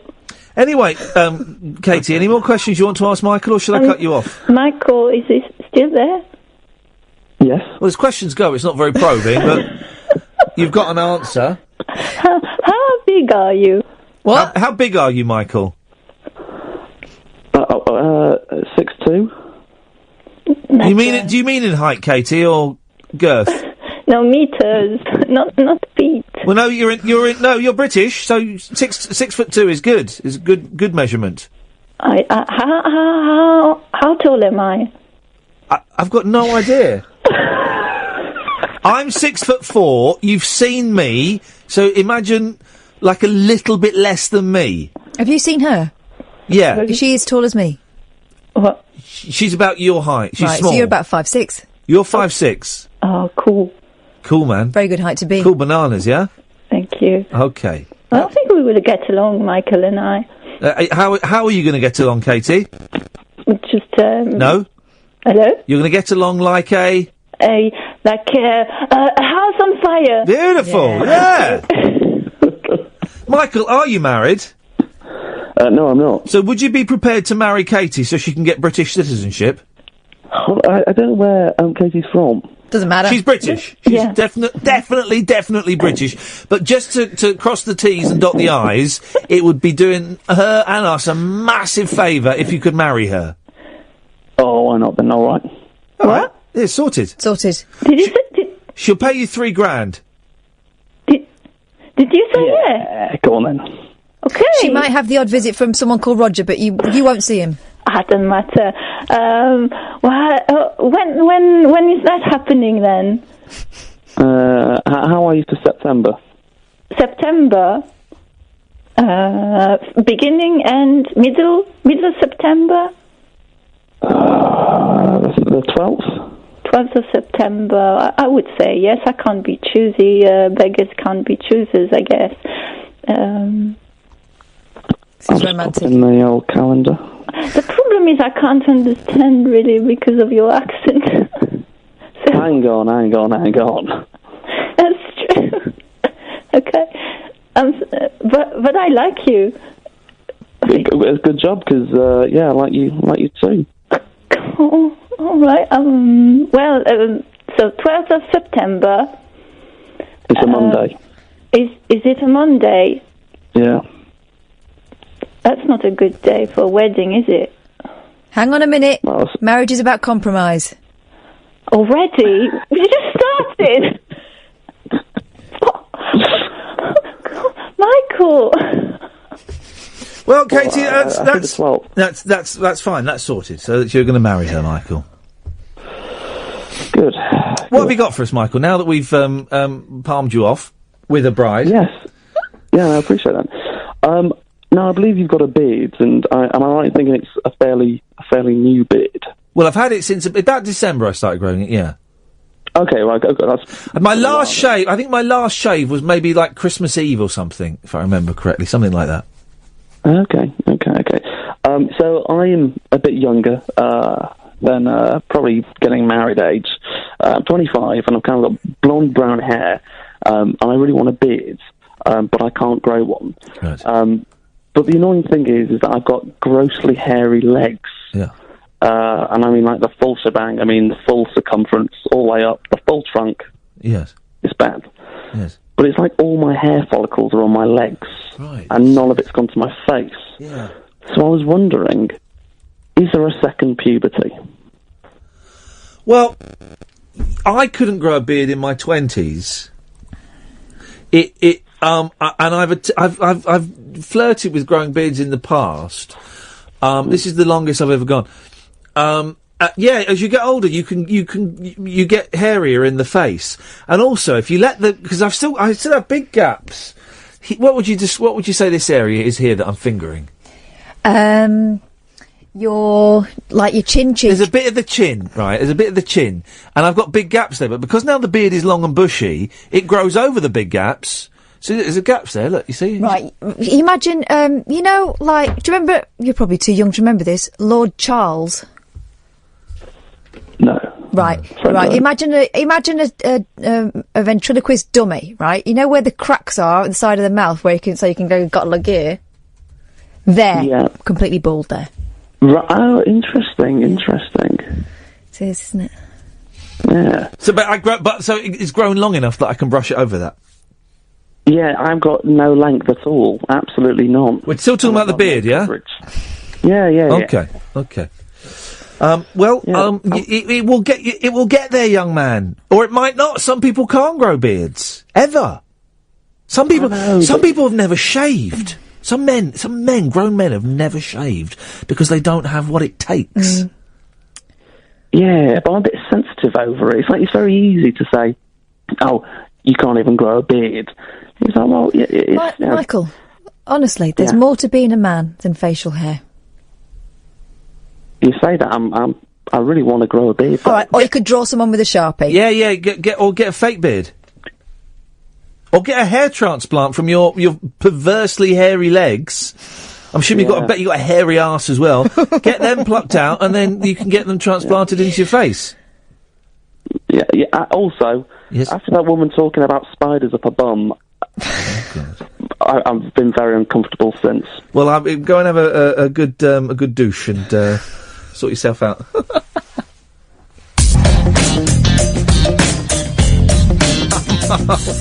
I'm arguing with Monkees fans on Facebook. Sarah, are you back? Hello. Sorry, my phone died before. What the hell happened? I know. I was on hold for a little while, then it died, and then, I won't bore you with the rest of the details. Well, okay, well, it's good. It's good. Hello, it's good to be back. Hang on, that's Gary Glitter. We can't quote those lyrics, which is a shame, because it's a good song, actually. That is one of his best. Hello, it's good. All his songs like that. Oh no, what is that in my head? No, I loved you till I saw you rock and roll. Didn't know I loved you till I saw you rock and roll. Do you wanna touch? All that tempo. Do you wanna touch me there? Relentless. Where? Yeah. Come on. I said, you 3 wanna words. be in my gang. Musical my gang. sex You wanna pest. be in my gang. Oh yeah. All the songs are that tempo. Yep. Brilliant. Absolutely brilliant. Blinding tunes. Relentless. Anyway, Sarah. If I'm going to move you on from Gary Glitter, Sarah, it's a little bit inappropriate for you to bring that up, actually. I'm a little bit, stop mentioning little bit disappointed, Sarah. If you do mention Glitter again, I'm going to have to ask you to stop calling in this show. We're not a pervert's paradise. Although... Okay, warning number one. Warning number one. What you got for us, Sarah? Well, I'm phoning to help fill your lady quota for the evening. It's a shame there's not more ladies phoning in. I don't know why. We normally do very well this week. Okay. I don't know. Have there been lots of shopping sales on? What? Are they showing, like, ER every night between 10 and 1? I made myself laugh with that. ER. I know what you girls like. It's George Clooney as a doctor. Whoa. I bet you wouldn't mind his stethoscope investigating if you've got any spiders up your jacksie. Don't be ridiculous. Noah Weil was also hot in that. We love this radio show. Yeah. I don't know why. We normally do all right. I say it's normally like 60-40 men, women. And this week we've not had many women, and that's fine. It will change. You know, it comes and goes. And one day we'll be struggling to see for all the women, won't we? Tell me about it. Like the 90s were for me. Sometimes I watch on Periscope, and the other night I noticed Catherine. Like, she's not always on, like Kath. Well, you're not always on the screen. Yeah. And I noticed that you are very, very pretty. But and I don't swing that way, by the way. I just thought I'd put that out there. But you look exactly like Vera Farmiga. Who? You know who that? She's in like The Conjuring, and she's in the show Bates Motel. Oh God. Right. Vera Farmiga. Anyway, I just thought I'd put it out there if you'd ever heard that you look like her. You look exactly like her, which is... She looks like... Oh, Kath's laughing. You've seen her? Well, I'm very flattered, thank you. Let's have a look. Do you not think she's pretty? I feel embarrassed now. No, I'm sorry. What's that? What's her name? Vera Swarfiga. Vera Farmiga, yeah, or something. You've got eyes, haven't you, Sarah? Okay, we can move on. Thank you, though. Listen, I'll take that. That's good enough for me. Thank you. Yeah. Okay, well, anyway, I'm embarrassed now. What else was I going to say? Oh, I phoned last week and about the time travel films. Oh, yeah, and you told me to watch Primer. Yes. And I did. And yes, so it's going to take a few rewatchings. But you know when you watch something and you can tell it's good, but you don't necessarily get it entirely. Yeah. Yeah. It's that. How many? Here we go, right? Here we go. Okay. Right, Primer, I'm going to... Spoiler alert, guys. Primer is one of my favourite films. I've watched it 3 times. I don't understand it. But it's brilliant. How many times in that film do you think they go back in time? But for those who don't know, it's a little spoiler. It's these guys, these scientists, they work out how to build a time machine. They store it in, you know, you can rent those spaces, secure rooms and boxes. Yeah. They rent one and they store... Like the big yellow storage. Yeah, big yellow storage. They store it in a big yellow storage, and they have to go in there, and it's for the amount of time they lie in the time machine. That's how far back they go. Right. So if they lie in it for 3 days, they go back 3 days. But the more they do it, the longer they do it, they get quite ill and they become like carbon copies of themselves. So they get, so their writing goes and they start shaking. Blimey. How many times do you think they went back in time in that film, Sarah? Well, I've read like different things because you told me to Google timelines. Yeah, but it's still very confusing to actually figure out. So they go back. They go back. The thing is, you watch it, you think they've gone back 3 times. They don't. They go back in time 9 times. There's There's all these weird bits, right, where they kidnap future thems and tie them up in the loft. You know when you hear something in the loft, that's one of them tied up in the loft, right? Yeah. And load of it's not explained. So you hear this rustling, but you don't know it's one of them tied up in the loft. And then they record their conversations and they have an earpiece in their head. So they're repeating so this conversation is taking place now, but it will be taking place a few seconds later because I would have recorded it on another timeline and I would be repeating it. Right. But then sometimes the other one doesn't know that they've recorded it gets, and then there's the weird bit where one of their dads, who is clean shaven, but he appears with a beard. The implication being, he's gone back in time weeks.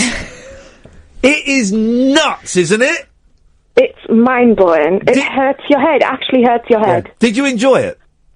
No, I did enjoy it, and it was that whole thing of, I know that this is great, Right. but I can't understand it. You're ready. Okay, you're ready for step two. Step two. The guy that made that film, he made that film, I think. It's the dark-haired guy wrote and directed it, right? It's the first film he'd ever made. Never made a film before. I think he made it for about $7,000, right? And it's remarkable. He recently made his second film. Upstream Colour. Oh, baby, have you seen it? I have seen it. I've seen that one. Did you like that one? I really like that one. That one's easier to follow, but it's still messed up. It's all to do with them being connected psychically to a pig. What? Yeah. Yeah. That one's slightly easier to follow, but it's still all over the place. Yeah. Upstream I've read Colour's like a lot beautiful. Of interviews.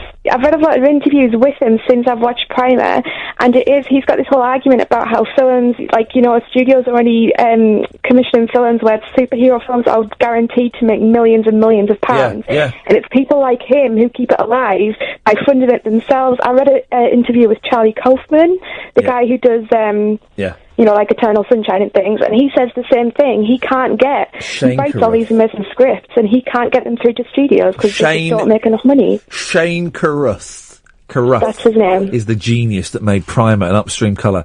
And it's so rare that you watch a film where intellectually you are struggling to keep up and follow the narrative because it's so vague.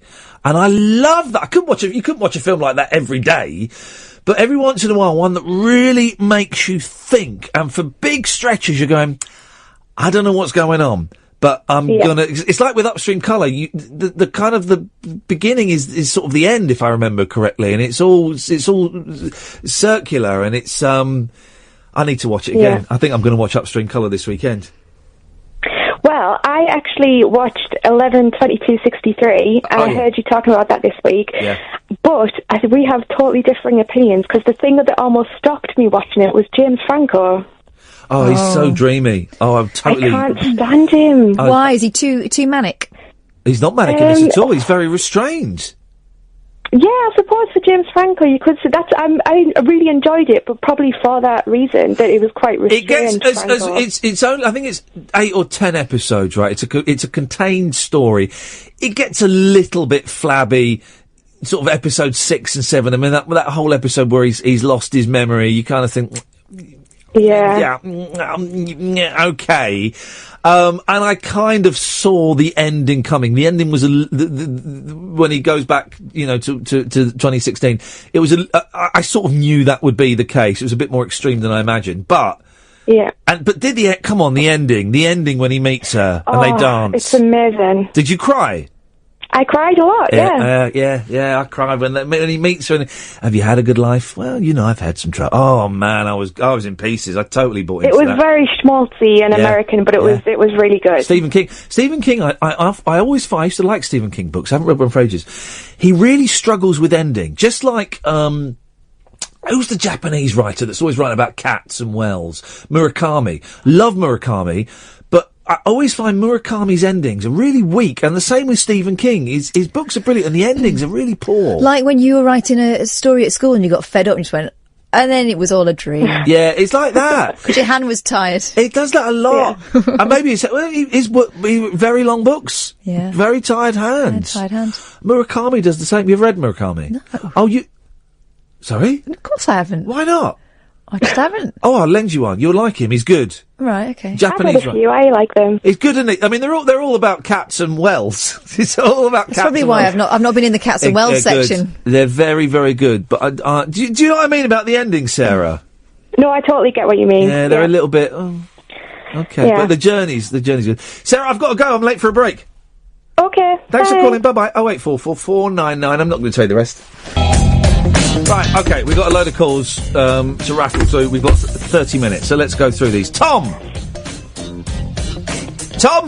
Hello? Hello, Tom, you're on the air. What have you got for us? Hi, Ian. Hello, Tom, what you got? I'm long-time listener, second-time caller. Well done you, sir. Thank you. Not really, I came back. My first call wasn't great, so hopefully this will be better. I just wanted to talk about Beatlefest. If you're going to Liverpool, I grew up quite near Liverpool, so I've got some tips for you. Okay, well, I'm going up for one day. I'm going up on Monday, August the 30th, just to watch Mickey Dolenz in concert. That's all I'm doing, and then I'm coming straight back. Oh, okay. Oh, why? Well, tell me why. Well, there's actually a tour called the Magical Mystery Tour, and it's like a really this is what I want. Like a Greyhound bus that they've kind of done up in all psychedelic colours that will pick you up from the Cavern Club, take you around, take you to all the Beatles' houses, even Ringo Starr's, which has been demolished. Oh man! And the guys who run the tours are great. They're like really, really big fans, and they kind of do a commentary on there. But they run all day, and they basically will talk you through kind of everything that's going on. They take you to all their schools, they take you to Penny Lane, Strawberry Fields, things like that. But they're really good. I did it with my dad a while ago, and it was probably one of the most fun days I've ever had. And then they drop you off at the Cavern at the end of it, which is really, really fun. See, that sounds awesome to me, man. I love all that cheesy stuff, and I don't know why. I'm a huge Beatles fan. I don't know why I've not gone up there for 2 or 3 days and done all of that stuff. It's so good, and they have a museum there, the Beatles Story, that has loads of just like really interactive things. They have a 4D thing, which is basically 4D, of course, is smell. You get a bit wet. Yeah, smell and spray. Yeah, there we go. That's basically what 4D means. I've realised. A bit of wind and a little bit of spray, and then it's 4D. And what else? They do lots of fun stuff. And John Lennon's big white piano is there. Yeah, which is quite good. Beautiful. If you lean over a velvet rope, you can touch it. If no one looks, but it's actually really good. So I would highly recommend, if you can get, I mean, it's probably difficult for you, but if you can get any more days there or get a bit more time there, there's lots more to see. Well, I think it's on a Monday. Okay. So I could go up on a Saturday. And, yeah, I think so. Yes, I could go up on a Saturday and have some of that. Yeah, I might do that. I think it's definitely worth doing, and I mean, the Cavern, it's not the real Cavern. No, but it's on the opposite side of the street, isn't it, I think? Yeah, it's dodgy, but me and my friends used to go there and watch dodgy bands. And Dodgy were playing there? Yeah, Dodgy, they're very good. Love their remixes. But we used to go, and it was only a good night if the sweat was dripping off the ceiling. Yeah. I remember that. I remember that. That was the best thing. But no, huge fans. But I just wanted to say again, long-time listener, but you're doing smashing. Congratulations, you're doing really well. Thank you. Thank you so much for all of this. You're doing a great job, and I'm listening back to it gradually on YouTube. And sorry, it's a bit hooky. I shouldn't do that, but I am. As long as you're listening, man, that's all that matters. Thank you, Tom. Yeah, but no, congratulations. You know, never mind the haters. Never mind the haters. Tom, thank you very much. You're very kind indeed. I'm going to be a bit brief because we've got 6 callers lined up. Peter! Hello, Ian. Hello, Peter. What you got for us? Yeah, I was just first time caller. I just told you talk show tonight. So, and it's really helped me in hysterics. You've just found it tonight. Aye. Oh, blimey! What a one to pick. I'm flipping. How funny that you? How did you find Talk Radio? I think it's always been in my psyche, but I just typed in Talk Radio. Because we've only been back as a station. Because Talk Radio was like 20 years ago, and then it became Talk Sport. And Talk Radio, is, in this incarnation, only relaunched in March, so it's kind of quite new. Right, okay. But I'm glad you found us, and I'm glad you've called in on your first listen. Well done, thank you, mate. It's make my job a lot easier. Can we talk about serious subjects as well as... We can talk about anything you want. Okay. Right, well, I was going to start off, and I hope you have a good sense of humour. Oh. And it's not true, what I'm going to say, right? Okay, I've got a feeling we won't get on, but go on. I'm sorry for all the tweets and the C words. Okay. So it wasn't, but it wasn't you? It wasn't me, really. Okay, that's fine. That's good one. Good one, yeah. But you did put dog poo through my letterbox. Well, you deserve that, Peter, let's be honest. I know, I do. It was a little secret. It wasn't a dog poo either. But anyway, the serious thing is about politics. Yes, a serious politics, yes. Is I think the referendum was announced in February. Okay. And it's been going on now for, 5 months, 6 months? Well, no, it's finished now. It finished a few weeks ago when we had the vote. It hasn't finished, though. Well, no, the referendum is finished. The referendum's finished, but the politics is still going on. Right, yeah, but, okay. Well, yeah, so it'll go on for a couple more years, And the media are bombarding us with politics. Oh, right. Now, yesterday, France... Quite a lot of political things have happened since the referendum, don't you think? I understand that, yeah. So I wouldn't say bombardment, it's more a reporting. Well, it's bombardment when the referendum gets called in February, and then we have... Well, you're talking about two different things. You're talking about two different things. The referendum is over. Yes. Yeah, and since then, a significant amount of things have happened in the world of politics, and the press is reporting on them. I understand that, but however, Theresa May is now PM. Yes. Her cabinet is now installed. Yes. Okay. Jeremy, what they call him? Jeremy Corbyn, is it? Yeah. Yeah. He's on the ballot for the next thing, but that's not going to be done until September. Why are you bombarding me with politics? Parliament is going to get dissolved in 3 weeks' time. Why are you bombarding me with politics? You're bombarding me with politics. Because media have been doing that to us for the last 4 months. But why are you... So you're getting revenge by now bombarding me, the media, with politics? What I'm trying to say to you is the atrocities in France yesterday... Yeah. And they're still going on about Boris Johnson, foreign minister, and stuff like that. Yes. It's just politics. But why are you bombarding me with politics? Because it's a chat show. Well, yeah, and... So we can talk about what we want to talk about. Yeah, I know, exactly, sure. but newspapers report the news, and news broadcasts report the news, so they talk about... Can you complete that sentence? They talk about what's relevant. They talk about the news. The most relevant thing is Paris. Right, which they've talked about. They've talked about, Nice, yes. You know, what's going on there. They've talked about Boris Johnson. Well, no, but why can't they... The thing about the news, if you've ever seen it, they don't just do one... I see a lot of news, mate. Okay, cool. Well, then you know how it works. They don't just like the news at 1, which is like half an hour long, they won't just do one story, will they? They can do several stories. And Boris Johnson becoming Foreign Secretary after he, was the head of the the successful Brexit campaign, and then everyone thought he was going to be Prime Minister, and then he got stabbed in the back, and then he became That is quite a big news story. I understand it's a passionate thing. No, I didn't say that. I said it's a big news story. Yeah, it's relevant. However, it's been going on for 5 months. No, it hasn't. Boris, it hasn't. When did Boris Johnson become Foreign Secretary? A week ago. No, try again. 3 days ago. I think it was like 2 days ago, wasn't it? So 2 days ago. Yeah, so not 5 months and not a week ago. So no, the referendum was called 5 months ago. You keep going about the referendum, and then you've told me that the referendum is finished. But the media keep putting it into our no, they don't. Our living rooms. Well, you can turn it off. It's a big news story. I don't know what you don't understand. Hold on, right? My point is, and I'll finish on this, right? Go on. Obviously, we're not going to get on. No, I'm enjoying this. Don't do a rush on me. I'm enjoying this. There's been 2 pensioners murdered in Norfolk a few weeks ago. Right. They've got 30 seconds on the news because of the politics.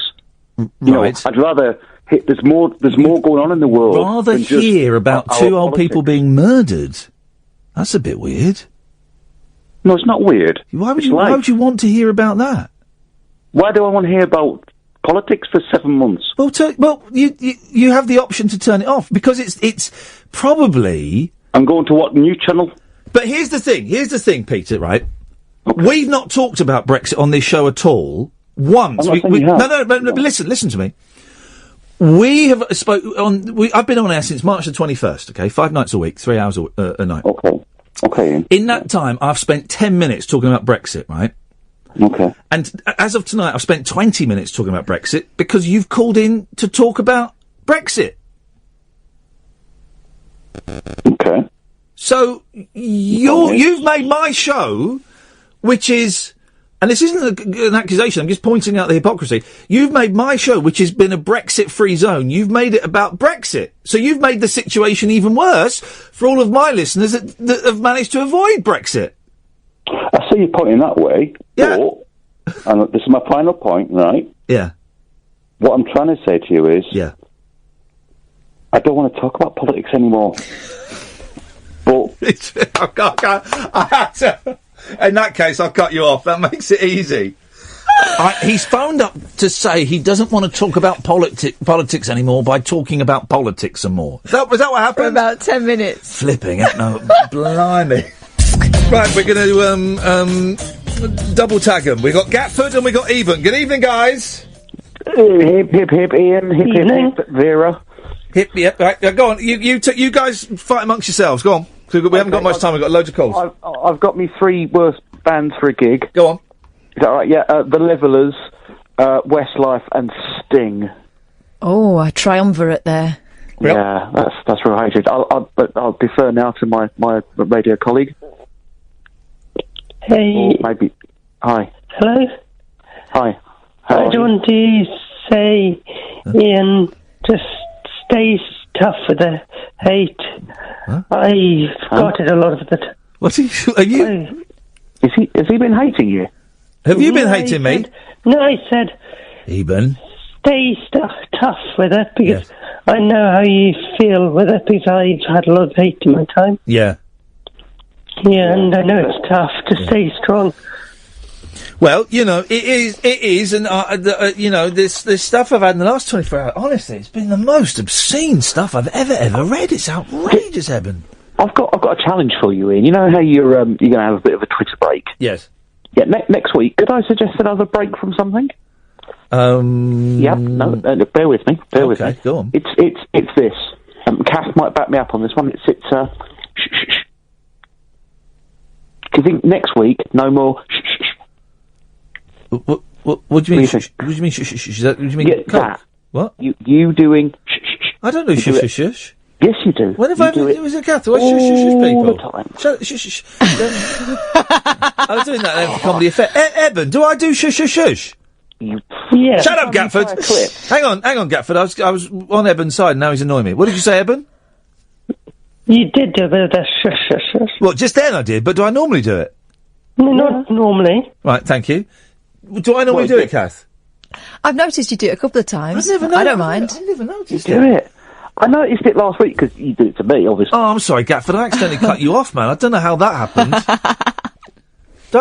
happened. Eben, anything else before I cut you off? No, not really. Just really oh, thank you. Have a nice weekend, Eben. Let's go to... We can do this. Let's go to Tris. Good evening, Tris. Hip, hip, hip. Didn't you call at the start of the show? No, not today. No, I thought you that did. was yesterday. Oh, okay. All right. Okay. I'm that memorable. Okay. What you got for us, Tris? I've got my festival lineup, mate. Yeah, go on. We're compiling the worst festival of all time, and everyone's are all slightly different, and that's wonderful. What you got for us, Tris? So, for the indie crowd to open, we've got Travis. Oh, I quite like Travis. I do see I've got I've got a soft spot for Travis. They did one song, and it's on their album. Driftwood. No. It's on the album. It's called More Than Words, right? And the single version, and there was a remix on the single, because there was an XFM, so I know this. The remix on the single with the string section is absolutely stunning. Absolutely stunning. And that is why I've got a soft spot for Travis. However, this is Triss's. Yeah, okay. Carnival of Disaster. I'm going. Okay. I mean, I was thinking of going Populous and picking Coldplay, but I thought that was a little bit obvious. Wow. Yeah. But for the sort of Sunday afternoon croonery crowd, I was going to go Seal. Yeah.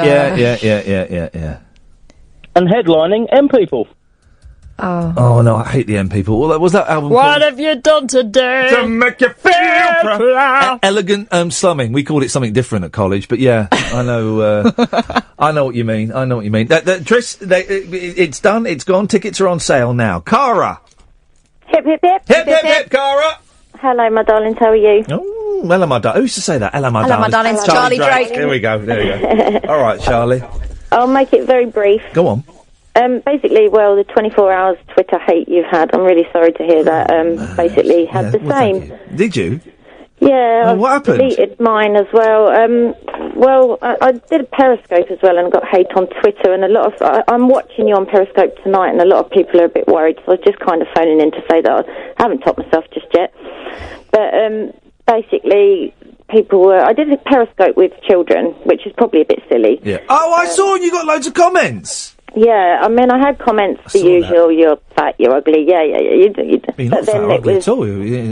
I saw the still from it, and it was the ones for the children, Ian. It was, I want to gas your children. You need to tie a boulder around their necks and drown them. Do you know what I mean? And I just completely lost all faith in humanity, really. And when I saw everything that you had as well. And when you said tonight, people just say, don't worry about it, brush it, but it does hurt. Yeah, of course it does. It really does. Of course it does. And I've had it for years in various forms because I'm on the telly and stuff like that. It doesn't justify it at all. But so I've kind of had previous with it. But for someone together, I just say personally, I keep my kids off social media. I don't know. I never post a picture of them. They're not on Facebook or anything like that. Don't post pictures of them on Facebook. Yeah, Nothing. I can't say I blame you. You see, I didn't really think that there was a problem like that, but clearly there is.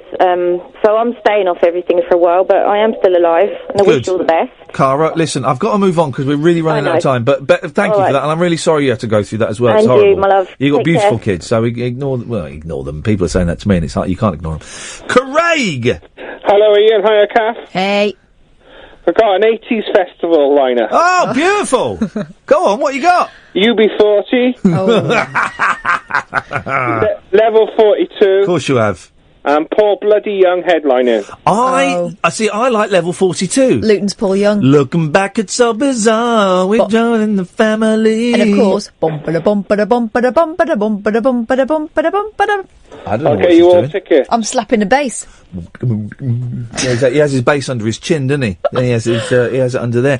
I like Level 42. I'm afraid you can't. Well, it's not your fest. No, exactly. But I'm going to complain about Craig's festival, and I'm going to write to the local council in Tony Padding Ronda, and I'm going to get it closed down. Craig, going to close down your festival and make you. But they're going to come and play. The bands are going to come and play in your living room. Oh dear me. Yeah, that'll. Where?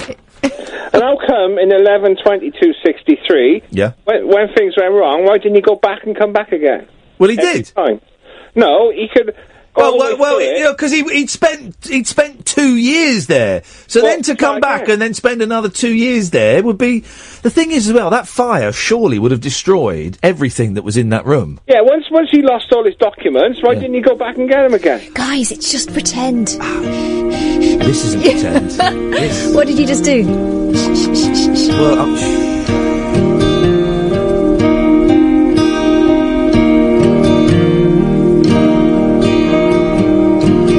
more than us, and we are them, but they don't know what's in their hands.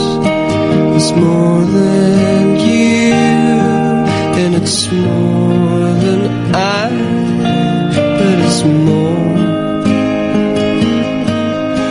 And everybody calls it love. I'm not really sure if it's love at all. No, not anymore.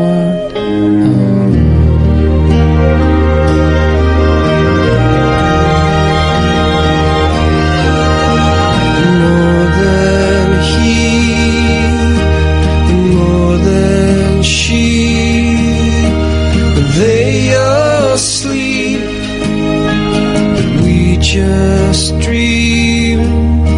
It's more or less, means more for us, but it's more. Everybody wants a hand, I'm too busy holding up the world to carry on. Oh, not